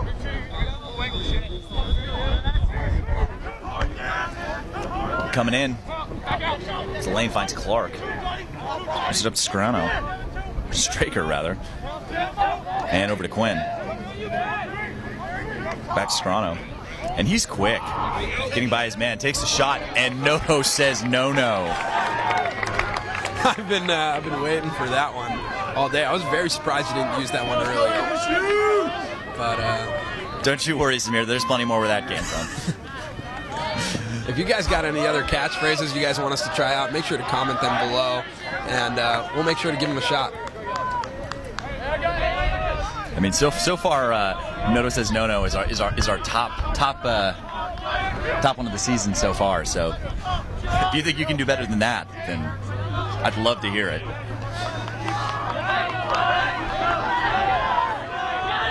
And there's Buca. Moves it to Larimore. 11:40 to go in the game. Back over to Johnson. And Johnson's a real big kid. Through Larimore. Guess he draws the quick double. Moves to Buca. Great stick by Buca. Over to Johnson. Johnson's got a lane. Takes the shot and a goal by Johnson again with that bounce shot from outside. Westfall's been having trouble with those, and that's the second one just like that Johnson has scored. And this is a whole new ball game. Number 13, Kyle Johnson. I mean, that's great play by Kyle Johnson right there. I mean, he's somebody who we haven't seen a lot of this season, but he steps up. 2 big goals, very similar. He's confident in that bounce shot, able to put them both in to give UCSB that momentum that they need right now in the 4th quarter.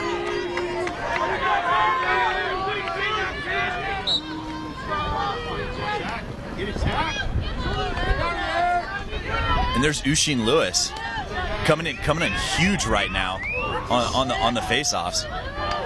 Really neutralizing Zach Handy, who's been great all season. And there's Hillier able to come in there and grab the GB. I mean, just charge right through it, and that's what you need. That's how they tell you how to do it. I mean, you see the same sort of thing out of Hemian a lot of the time. I mean, he'll run right through those, and that's what you have to do in that situation. Here's Quinn over to Dennis, and here's Piquel. 10:40 to go in the game.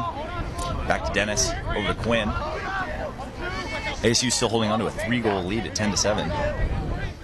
Here's Piquel, and he's got a lane. Moves it to Clark, tries to at least. SB with all the momentum right now. If they can capitalize on this possession, we got ourselves a real great ball game here.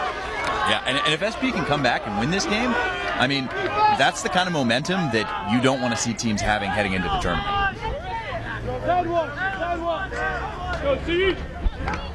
Looks like CJ Jacobs is going to start with the ball, and you know, I've said it a couple times before. He is such an impressive clearing midi. I mean, he's got great wheels. He was an All-American in high school, and you know, he can run right by those attackmen, no problem. Mr. Bridgman. And Lahani in now, and he's got the shorty. And this is the matchup they want. Looks like Bowles has been pulled.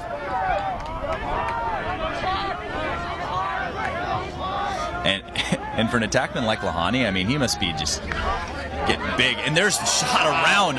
Unbelievable save by Westfall. I mean, Westfall kind of sniffed that out the whole way through as Bridgman was running around the crease. He had no problem with that. He knew exactly what he was going to do. That's amazing play by Dylan Westfall. Here's Cosgrove over to Cooper Piquel. And that's going to be a trip. And the ball's down, kicked out of the box, and you absolutely have to call that one. I mean, it's inadvertent, but I mean, he gets down in his legs and trips him up a little bit there. And this is a big opportunity for Arizona State to take some of that momentum back. 1 minute penalty. And that one on Mainthau.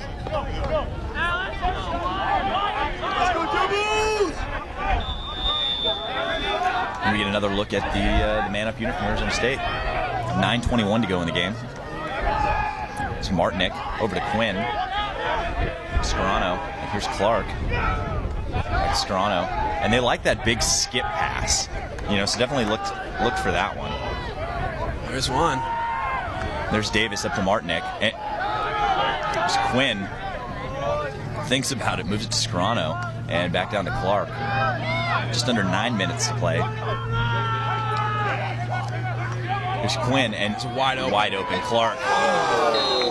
I mean, he's got a lot more time than that. I think he thought that coma slide was coming from Dan Nevitt. He's got so much more time than that. He can place that one easily. He could walk that one right in. I mean, that's just a testament to how fast they've been able to move the ball. I mean, the slide wasn't even close to coming. 8:30 to go. Here's Clark again. Moves it inside. There's Quinn. And that one's inside pipe. And that was very, very close. And here's Barry. And he's not afraid to run this up himself. And there's Clark throwing the wrap. Can't get anything going on Barry. Here with 8:10 to go.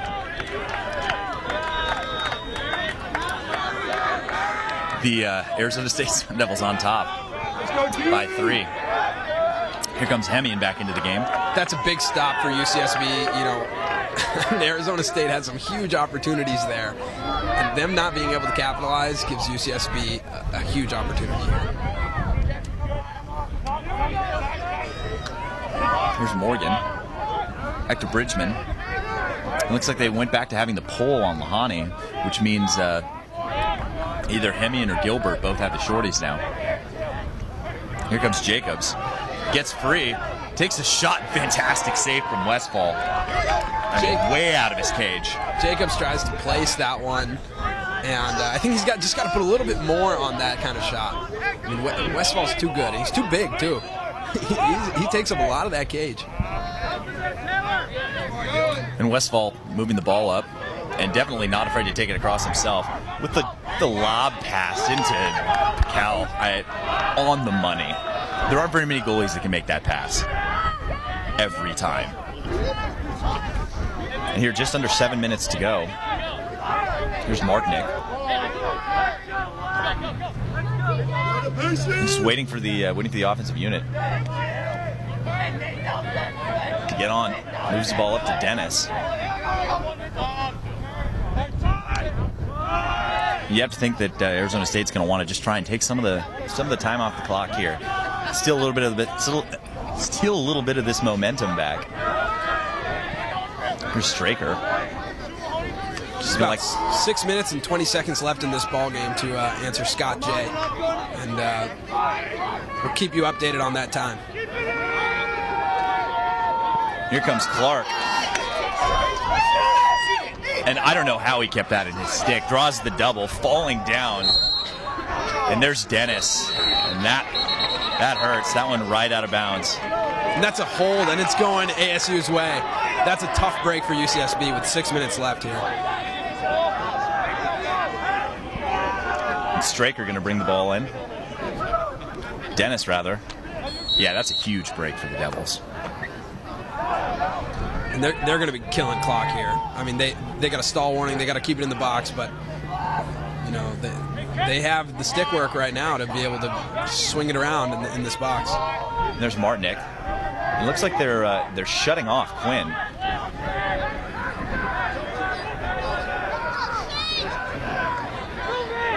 And is Quinn able to get in there on the pick and get free? And good recovery at SB. SB needs to double when they have the opportunity here. I mean, they have to get this ball back. They can't score without the ball. Here's Dennis. There's 5:20 to go in the game. I mean, this is pretty impressive from Arizona State. Finally able to get it into Quinn. And there's Kenny Smith with the big check. And Cooney fortunate not to get the call there, coming in a little late on Quinn. Here comes Nevitt. And there's Bridgman. And he just missed that corner. I mean, there was some serious mustard on that one. Absolutely. And even though he just missed that corner, I still think Jamie Bridgman has got to shoot low there. It's tough. It's tough. Yeah, it's tough. Westfall's so good low. For as big as he is, here 4:48 to go in the game. It's Gilbert. Over to Hemian. Johnson taking a run with the first line. Hemian using his size, draws the double. Moves it to Lahani. Here's Johnson up to Gilbert. Thinks about it. 4:25 to go in the game. Lahani working on Connell. Moves it to Hemian. And that double is coming quick. Here's Johnson. And Johnson using his size. And that's a big lift. Able to disrupt that passing lane coming from Martinick. And I thought right there Johnson should have taken that shot. He's had success on that righty bounce shot all day. I thought he should have taken that one. And I completely agree with you.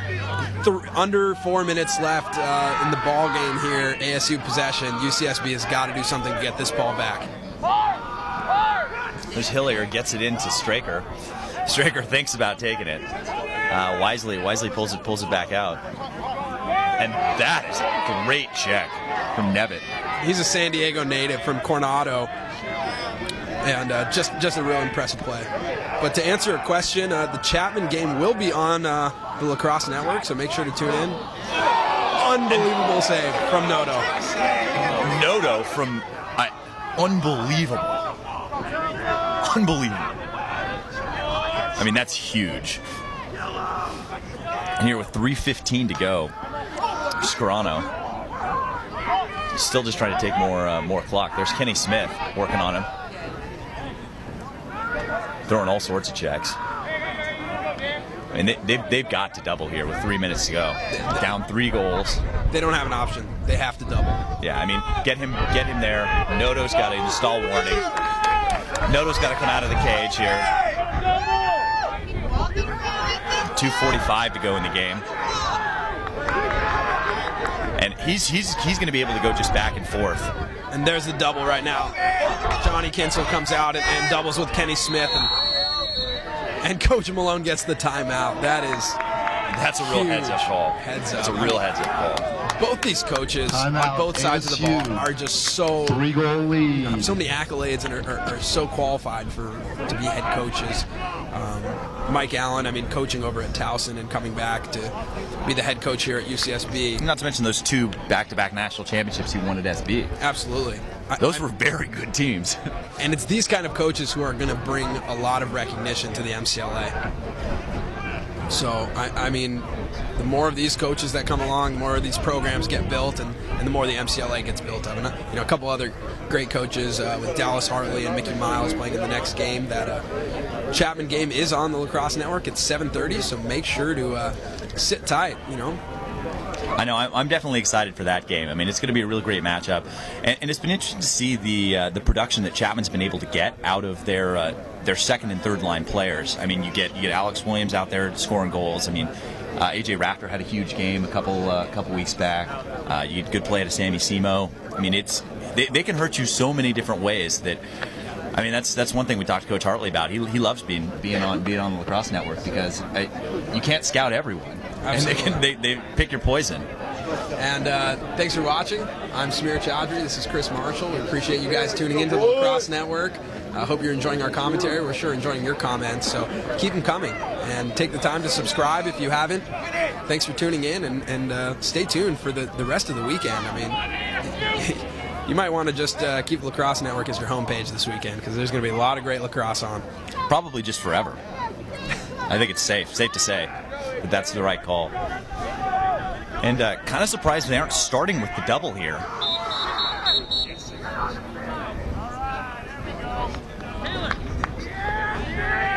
And looks like going to be a UCSB timeout. UCSB timeout, yeah. That's something you don't see very often coming out of a Mike Allen team. It looked like he put personnel on, and this is not something you can risk here. I mean, you have to get the ball back. You don't have a choice. So Mike Allen wisely calls another timeout, or a timeout, just because he didn't have the personnel he wanted out there. Yeah, and you can't take them with you, so you might as well use all of them. Yeah. And tonight and every weekend this lacrosse season, TLN, the Lacrosse Network, brings you the highest quality lacrosse content on YouTube, providing key interviews, in-depth analysis, and live MCLA broadcasts throughout the 2012 season. TLN is the place to be. Subscribe now to the Lacrosse Network for more great lacrosse content. TLN is the Lacrosse Network on YouTube, all things lacrosse. And also be sure to like our Facebook page and follow us on Twitter. And here, 2:34 to go. Still a 3-goal lead for Arizona State. And still no double to start here. It's Clark with it, and then quickly into the double. And it looks like they wanted to get him behind the goal, and Clark fighting through it. Wow, that's unreal. Impressive. And through it again. Nevitt and Kenny Smith. I mean, those are two amazing pulls, and Nevitt able precision check right there. They got to get this to the other side of the field. Taylor, and they missed Taylor Gilbert on the pass. And they're just selling out as Bridgman, and you can see how disappointed he is in that one. 2 minutes to go. ASU's going to have to keep the ball in, but that was the absolute last thing that they needed. I mean, you have to think they're going to go back to Westfall, try and take as much time off the clock as they can. Here, probably Westfall, and then straight over to Anderson. And a big congratulations to Alex Feldman and the Pacific Collegiate Pumas for taking down Pacific Grove and getting the home court advantage in the MTL tournament. And here's Quinn has it. You have to think he's going to try and probably hold it about as long as he can. He's got the shorty matchup working on Gilbert here with 1:40 to go. And gets it in the back, looking to draw the flag. And he goes begging. Yeah. Pushed out of bounds. Great effort from Taylor Gilbert, able to get the ball back. And that's like what we were talking about before. I mean, you need your best players to step up. And here's Hemian.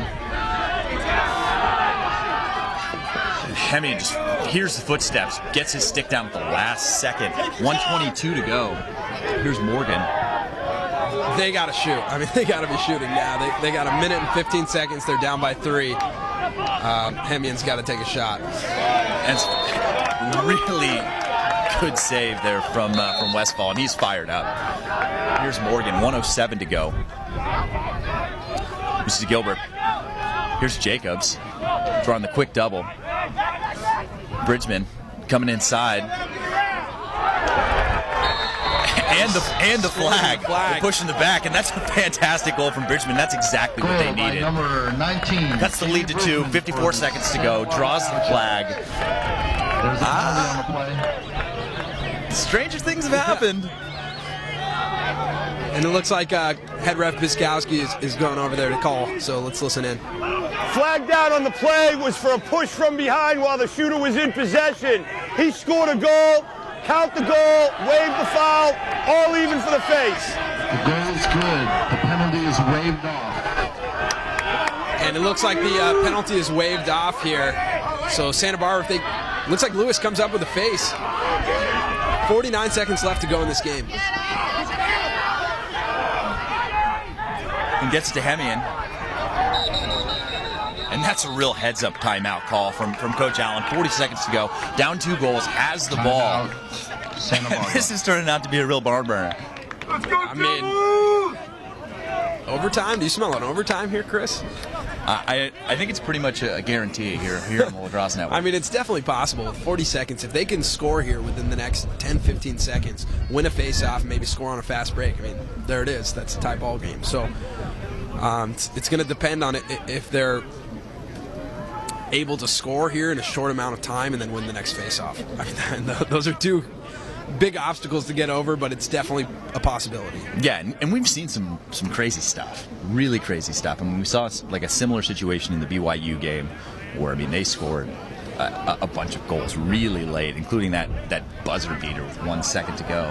And if you haven't seen that shot, you absolutely need to check it out on our page. But this game certainly is far from over. And yeah, a couple comments talking about Chapman in the background. You see the Chapman Panthers warming up. They are the 1 seed here in the SLC, and they will take on the winner of the Chapman Arizona game will take on the winner of this game. So it's going to be an exciting one on Sunday. Stay tuned all weekend for semifinal action tomorrow, D2 semifinal action tomorrow, and then both the championship games on Sunday. And here's Hemian working on Hillier. Draws a quick double, rolls back, has Jacobs, and they've got to get a shot off quick.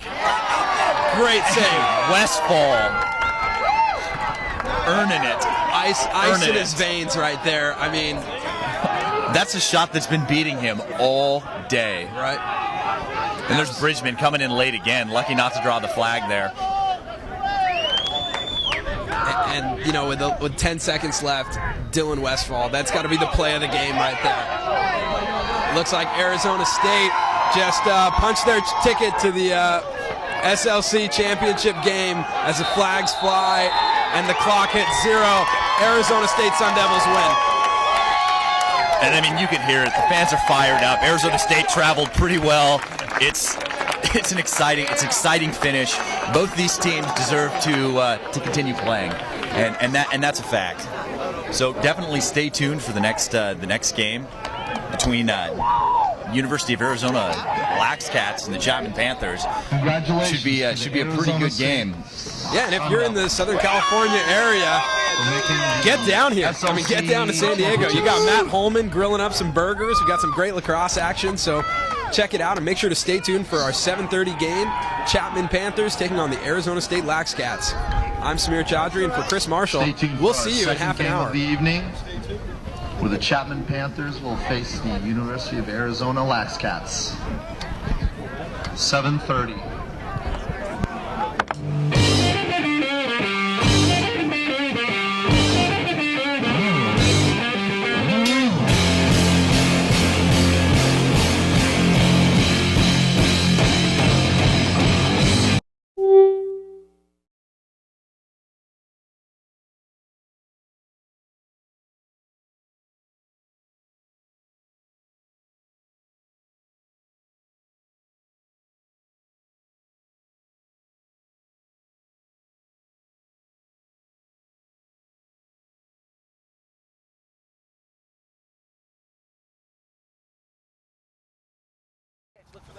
Coming after that spot.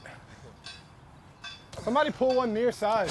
Yeah. Get that Walters on him. Look for the hedge. Yeah. Guys, good shots to go. Look for his hedge.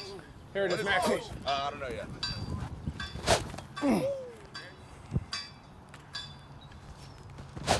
Good shot. That's moving. Get him, G. It's popcorn. Look for the hedge. Coming after that spot. Somebody pull one near side. Yeah. Get that Walters on him. Look for the hedge. Yeah. Guys, good shots to go. Look for his hedge. Here it is, Maxie. I don't know yet.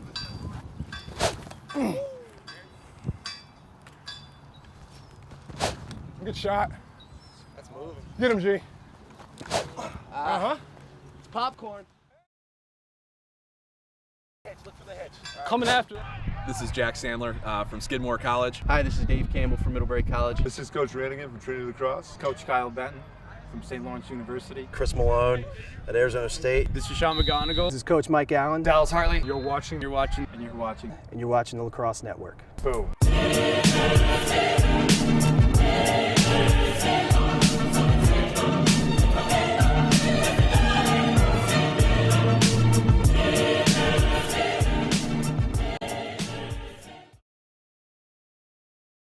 This is Jack Sandler from Skidmore College. Hi, this is Dave Campbell from Middlebury College. This is Coach Rannigan from Trinity Lacrosse. Coach Kyle Benton from St. Lawrence University. Chris Malone at Arizona State. This is Sean McGonigal. This is Coach Mike Allen. Dallas Hartley. You're watching. You're watching. And you're watching. And you're watching the Lacrosse Network. Boom.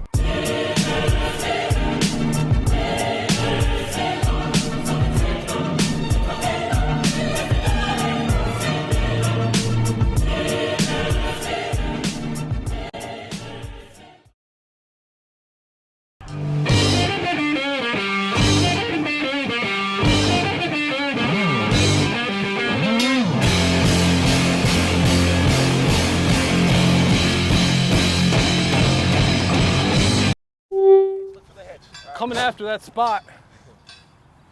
Somebody pull one near side. Yeah. Get that Walters on him. Look for the hedge. That's what they're doing. Yeah. Guys, good shots to go. Look for his hedge. Here it is, Maxie. I don't know yet.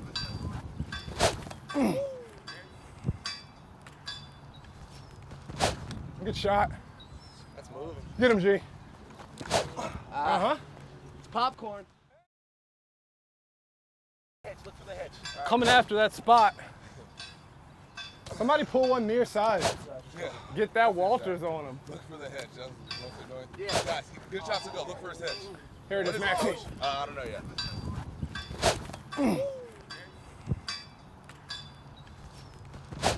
Good shot. That's moving. Get him, G. Uh-huh.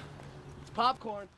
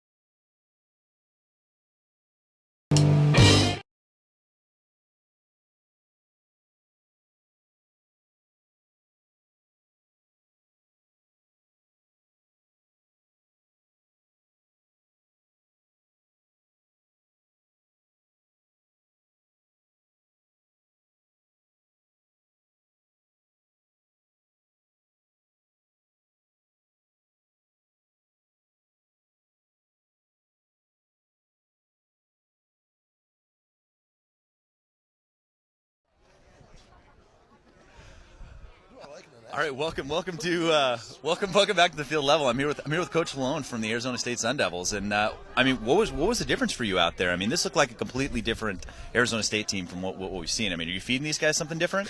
No, I mean, look, I think at some point in the season things click, and you know, the month of April, we did a good job starting with the Utah game. And going forward from there, our offense has been clicking. We put up 12 against Utah. You play UNLV, you put up 11 against UNLV, you put up 9 against Arizona, and you put up 10 here against Santa Barbara in 3 quarters. You know, so I think our offense has finally been clicking. We got a young group there, and I think it's just a matter of them just all being on the same page and really understanding what we're trying to accomplish. I mean, you're getting a lot of great play out of your freshman attackmen and midfielders. I know that Rockney Rep is out with a hammy, but I mean, Davis steps up. Cooper Piquel looked great. I mean, how are these kids in the locker room? Are they natural-born leaders? Hey, I mean, the bottom line is like you either step up to the plate and swing away, or you watch the ball go by you. You know, that's something we've said to our guys for over a month now, and our guys are swinging away. You know, don't sit back on your heels, go make a play. And these guys want to make a play. I mean, they've been on the field all year.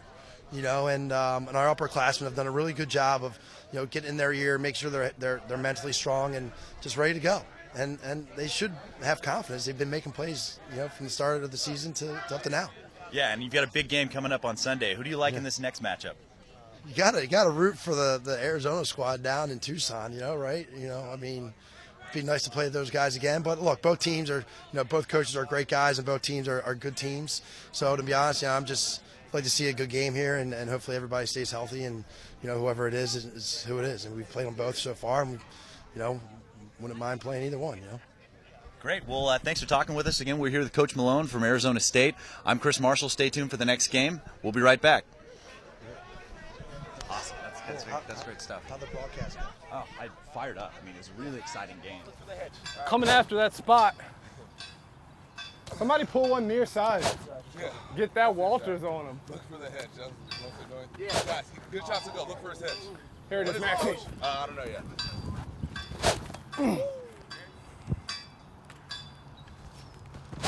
Good shot.